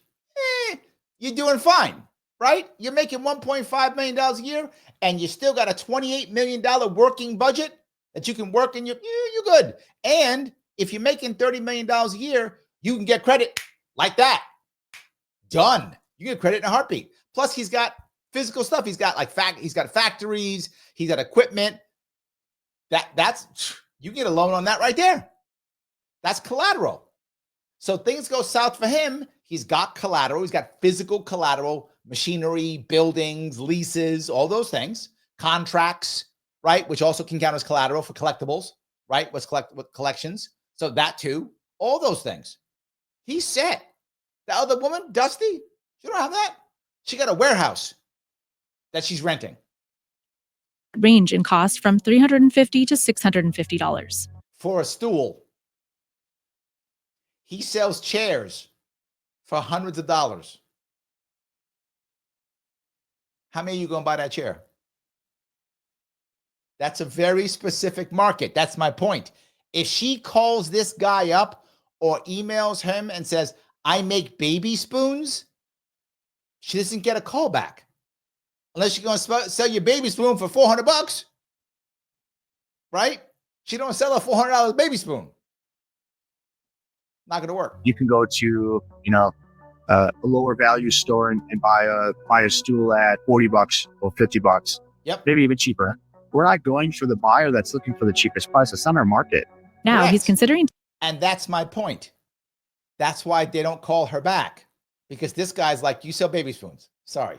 Yeah, ain't working. So yeah. Taking on manufacturing for others who rely on countries hit hardest by the tariffs. At the National Hardware Show, we actually got asked by many vendors if we could be an OEM for them. So I think there's a huge opportunity. OEM is, original equipment manufacturer. Yes, OEM is original. That means you make the thing for them to put together. So you could make the parts and they could put it together someplace else, or you could make the entire thing, also possible depends, but OEM usually is you make the physical parts that someone else puts together someplace else. And many things that are made in America actually aren't made in America. They're assembled in America. The parts are made in Vietnam, or the parts are made in Turkey, or the parts are made in China, the parts are made in Mexico. Then all the parts get shipped to an American factory where they're assembled. So made in America is often assembled in America. And he's like, we could be your guys who make it, and you could assemble it at your facility, wherever you are. So we'll make the parts, send it to your facility, wherever it is. You put it together, and you can say made in New York, or whatever the case may be.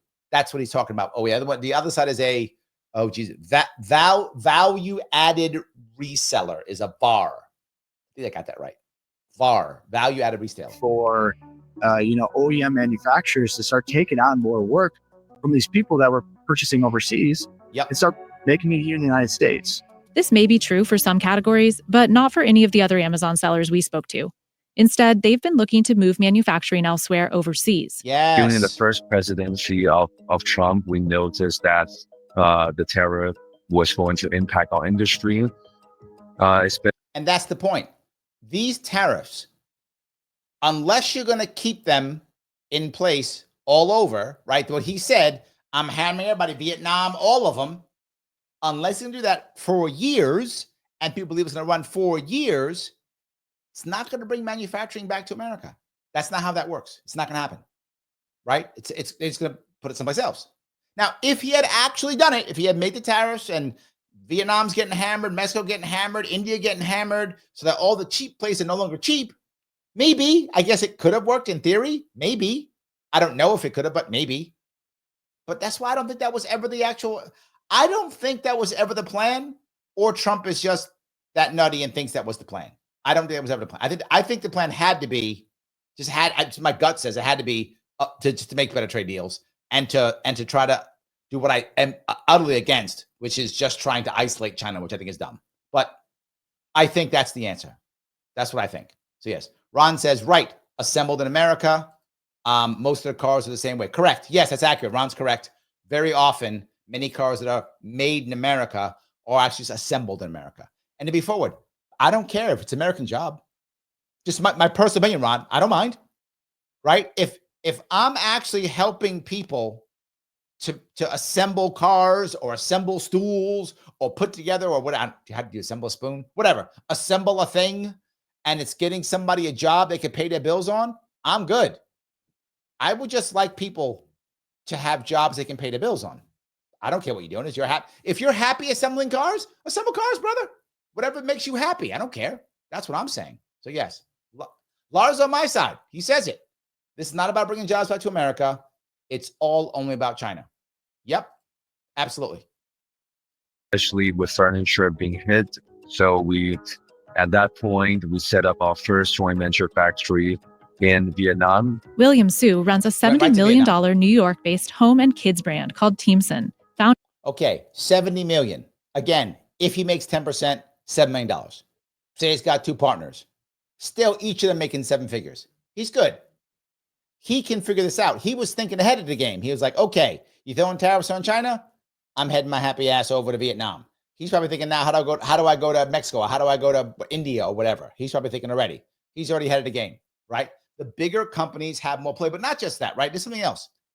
The reason why I always feel for the Dusties of the world, meaning that woman, her name is Dusty, who has $800,000 in sales, is she also can't afford good advisors. If she's only making $80,000, $90,000, $100,000 a year, she can't afford good advisors. Homeboy here making a $70 million company, he guaranteed he has an actual team of people who are advisors who tell him how to manufacture, where to manufacture, what to do. His CFO is not just some guy, some accountant crunching numbers. I'm not against accountants crunching numbers. They're very important and valuable. But his CFO is far more than that. His CFO was thinking about, where am I making the dollars here? What can I crunch here? What can I crunch there? His CFO was working hand in hand with his COO to figure out how they make this thing as efficient as possible, because he's paying each of them 6 figures a year. That's how I know that's happening. He's paying for talent. He's paying for advisors, Probably got consultants that come in and go, how about this? How about that? Right? So he's already got that going on. Does that woman making 80 grand a year have that? No, she doesn't. He does.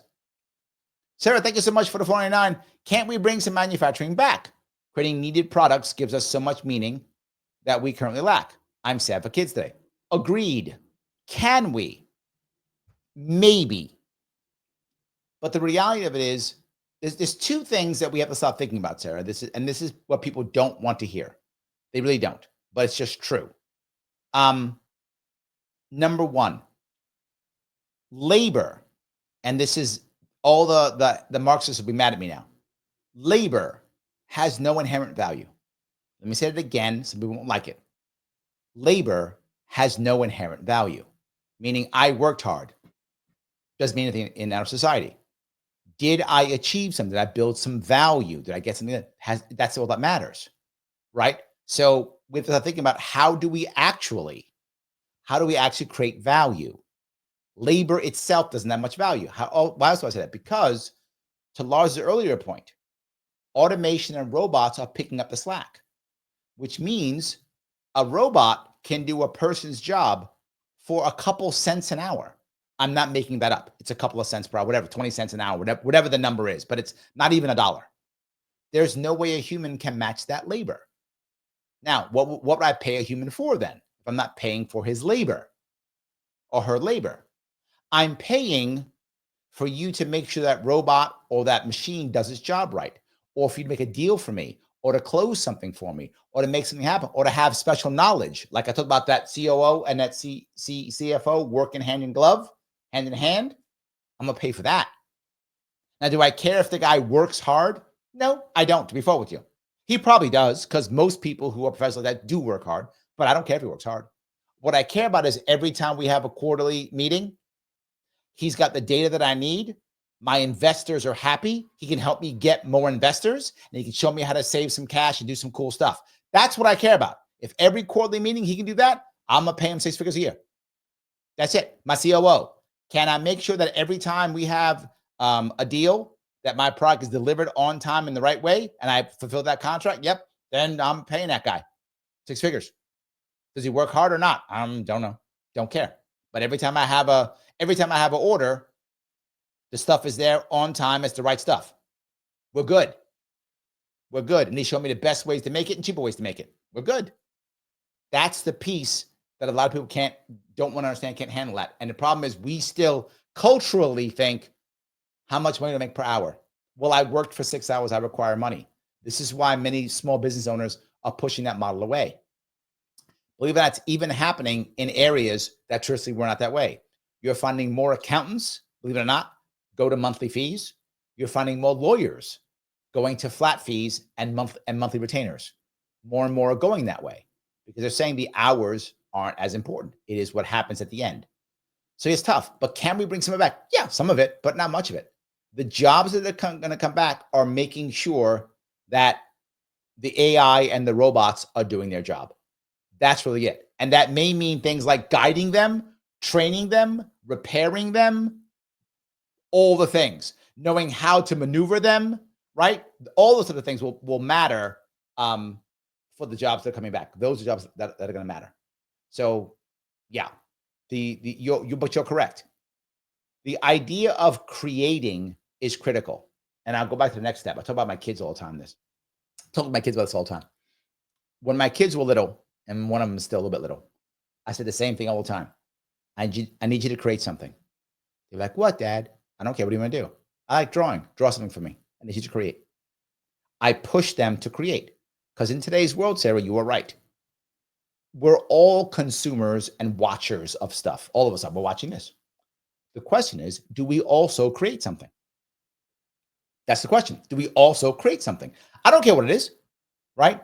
If my daughter, like my oldest daughter is an artist, she has an art degree and she creates cartoons. She creates something. I like it, right? Whatever. My youngest one likes to write. She writes poetry. She creates something. It's fine, right? I don't care. Maybe they want to go out and build something. Okay. Maybe want to be a farmer and make food. Okay, whatever. I want to create something. If you create something, that's what matters. I create this silly live content every other day. Try to be every day. But I create something, right? So you want to create something. It doesn't matter what that thing is. But as you create things, that's what people see as valuable. Now, could it be out of a factory? Yes, of course. Of course. You want to be part of creation. That's the key. Do you have to physically make it? No, so you don't have to physically make it. So you'll be part of the creation. Now, that part of the creation could be putting the deal together to ensure that it happens. It could be repairing the machines that make it. It could be building a machine that makes it.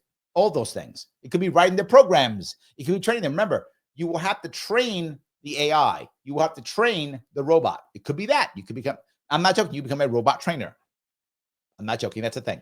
So yes, all those things matter. That's what you should be looking at. I hope that makes sense at least. I don't know if that makes sense. I hope it does. By his mom, now sold at Costco and Amazon. And then also I've visited India twice already within that last 6 months. But Trump announced a 26% tariff on India and 46% on Vietnam April 2nd, although tariffs are on pause for some countries. But the huge China tariff remains. So within the next 12 to 16 months, we will completely move out of China. None of the... And there we go. There we go. To Lars's point. The concept is not about bringing manufacturing back to America. It's about getting manufacturing out of China. And here's the reality. Some of you may or may not know this. China's actually hurting. This is true. I know we think China is awesome and great. And China has done many amazing things. I don't want to take anything away from the Chinese. They've achieved great things. That's true. They're in trouble. The Chinese government now is considering doing basically what we used to do, which is just throw money to people. Stimmy checks, throwing money into the economy, pumping up the economy, doing all the things we've been doing. But they're not the reserve currency. So they're copying us now. They're doing this right now, right? They still have those empty cities, right? All that stuff. They're considering it. There's going to be bankruptcies coming up here in China. They're having a real estate bubble. China is having a lot of problems. These tariffs actually hurt China. They should not have, and this is just my view, you can disagree if you want, they should not have retaliated.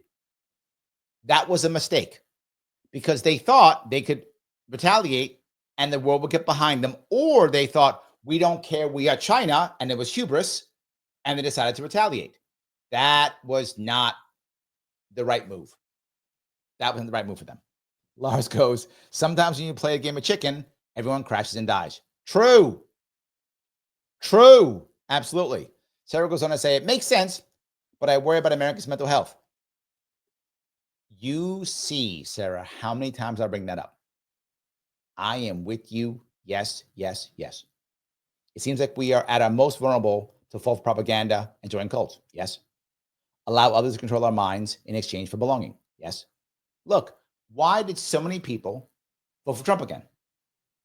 Right? This is because so many people love Trump. That's not true. Many do, don't get me wrong. Tens of millions of people do love Trump. That's true. But all the people voted for him? No. And you're finding out now. They are literally, they voted for him because I got nothing else. I got nothing else. But let's see what happens. Let's do it. Yes, that's true. So I do think, I think you're right. I worry also. Yes. I'm with you 100%. Sellers we talk to say it's financially feasible to relocate manufacturing to the U.S., even though it would allow them to avoid tariffs. I think the administration would like people to think that this is a China problem and that this is only hurting Chinese-based businesses and helping U.S.-based businesses. But I am a U.S.-based business, let's be clear. I can't manufacture everything here. I wish that I could, but everything else is done here. Everything's warehoused here, designed here, photographed here. All the income that comes from that stays here. Yep. And that is definitely a problem. Looking over on Instagram, and John says, how do these 8 million young men that have checked out hardly live without a job? Several ways. One is they get a diagnosis so they can get a disability check. That's a very common thing. So they get some kind of diagnosis so they can get a disability check. Many of them are on some form of SSDI in some way, shape, or form. They also don't have work, so they go on public assistance, and they work in the black market. So they work in a black market either in some crypto format, or they work in a gig economy or something like that, or just do side jobs. And most of them either live at home or live with other roommates who are doing the same thing. And remember, their lifestyle for these 8 million men, they have checked out, John. This is not, I'm just going to hang out for a weekend. Their lifestyle is they play video games all day. And I'm not joking. That's their lifestyle. So all they have to have is like a Steam account so they can play their games, so that they get enough money to pay their games, share rent, and make sure they have, enough food. That's it. And if they Uber drive once in a while, if they do delivery service once in a while, they probably share a car so they can do that kind of work here or there. And that's it. That's millions of young men. They're not looking to grow. Like, you're like, how can you live that way? There's a similar thing. And Mike and I will talk about this one. Mike Voss did his 12-hour show on his birthday just last weekend. We talked about this. It's similar to men who've become homeless.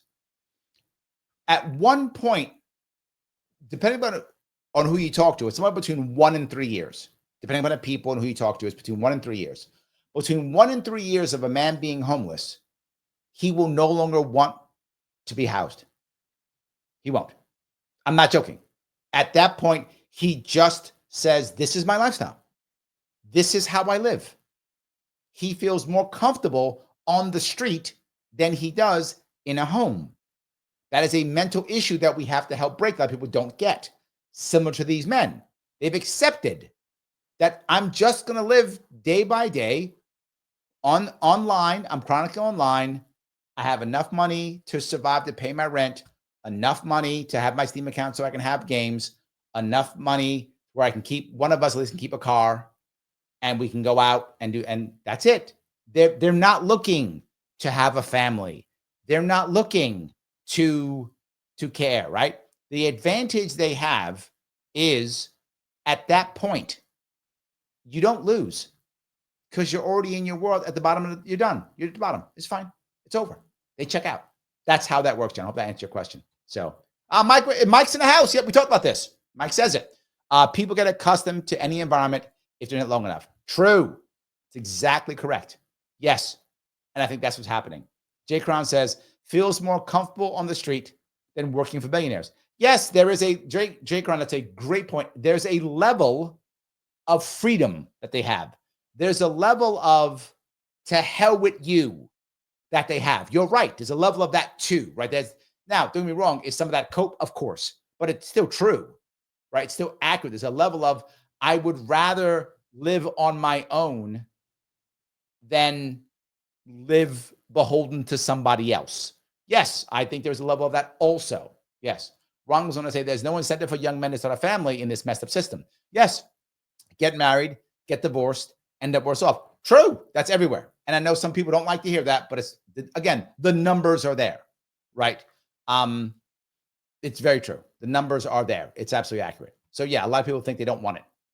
They don't want it anymore. And then they just checked out. And of course, it makes it harder for women because a lot of women, most women, not all obviously, the data I have is old. I need to get some new data. The last time I checked the data on this, it was something like 90%. No, was it 90% of women wanted to have a relationship, right, with a man, something like that. It was a very high percentage. 90% wanted to have a relationship. The way it's going now, only 50% will. That's 40% who are going to be unhappy. 10% of women are in a spot in their life where either they don't want men or don't want a relationship or don't want children. They don't want it. Those 10% of women are going to be happy on their own. They're not concerned. So good for them. They got their life going on. They got their thing. Some do it because of who they are. Some because of trauma. Some because just they've been through it, don't want it anymore. That's fine. Those women are going to be fine. It's the 90% that actually want a relationship. And out of those, 50%, so 40% left over, are going to get it. 40% are not. One of those reasons, there are many reasons why, but one of them is there's 8 million left men to choose from. 8 million less men to choose from. So, yeah. So even harder. Because those men are, for women, undateable. They don't want to date them anyway. So, and then think of the men who haven't checked out, whatever chunk that is, who, according to so many young women, are undateable because they don't fit their standards. So the pool of men is shrinking. So all these women are going to be unhappy. So unhappy men by default also equals unhappy women. it hurts both. So yeah, not good. This goes back to what I was talking about. I would like more people to get together and have families. Yeah, I would like that. 100%. And as Ron mentions, yes, young people not getting married is a worldwide occurrence. Correct. China, US, Japan. Yeah, it's everywhere. It's the worst in Korea. Korea has the worst of all of them. South Korea is the absolute worst. So yes. All righty. All those costs of doing business in the US add up quickly. And those costs are different than they are, say, in China. And so when you have the factory directly knocking off a product and sending it right to Amazon and not paying tariffs, we can't compete. Like so many others, Kenny needs to keep prices low to stay competitive in the era of Temu and Shein. My most popular product are my silicone baby spoons, and I used to sell them for $9.99.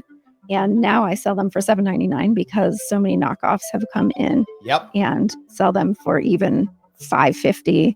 I've seen them on sites like Temu for even $3 or $4. Temu. Until now, absurdly low prices on sites like Temu, Alibaba, and Shein were possible largely because of a loophole called de minimis that allows orders under $800 to skirt by without paying duties and taxes. So I won't go further on this one. Not required, but that's another piece there that was important.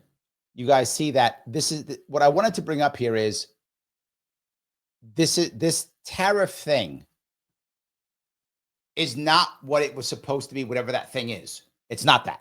Now, was this some kind of lie to where Trump couldn't tell people because he didn't want the enemies to know, so he couldn't tell his friends, right? Was it really 4D chess? Is that really what it was? And this was the plan the whole time? Or did he just go too far and screw up, had to back off and make the best of it? It could be either. My point is, manufacturing jobs aren't coming back to America. The only way that was going to happen is if Trump actually was to keep all these tariffs on for years. And then we were to pay that price financially in America for years to force ourselves to build stuff here. Could it have happened?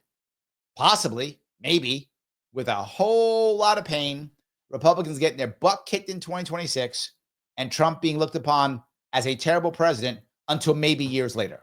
If his plan had worked, right? Assuming the plan worked, that would have been it. Did he really believe that? I don't know, right?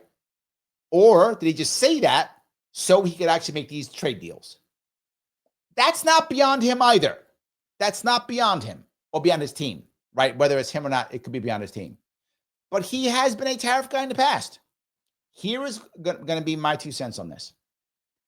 If in the next 90 days, he makes a huge amount of deals, that means he was ready for the deals. Do you see my logic in that? Making a deal with 75 countries is not easy to do if they're all individual deals, as he says they will be.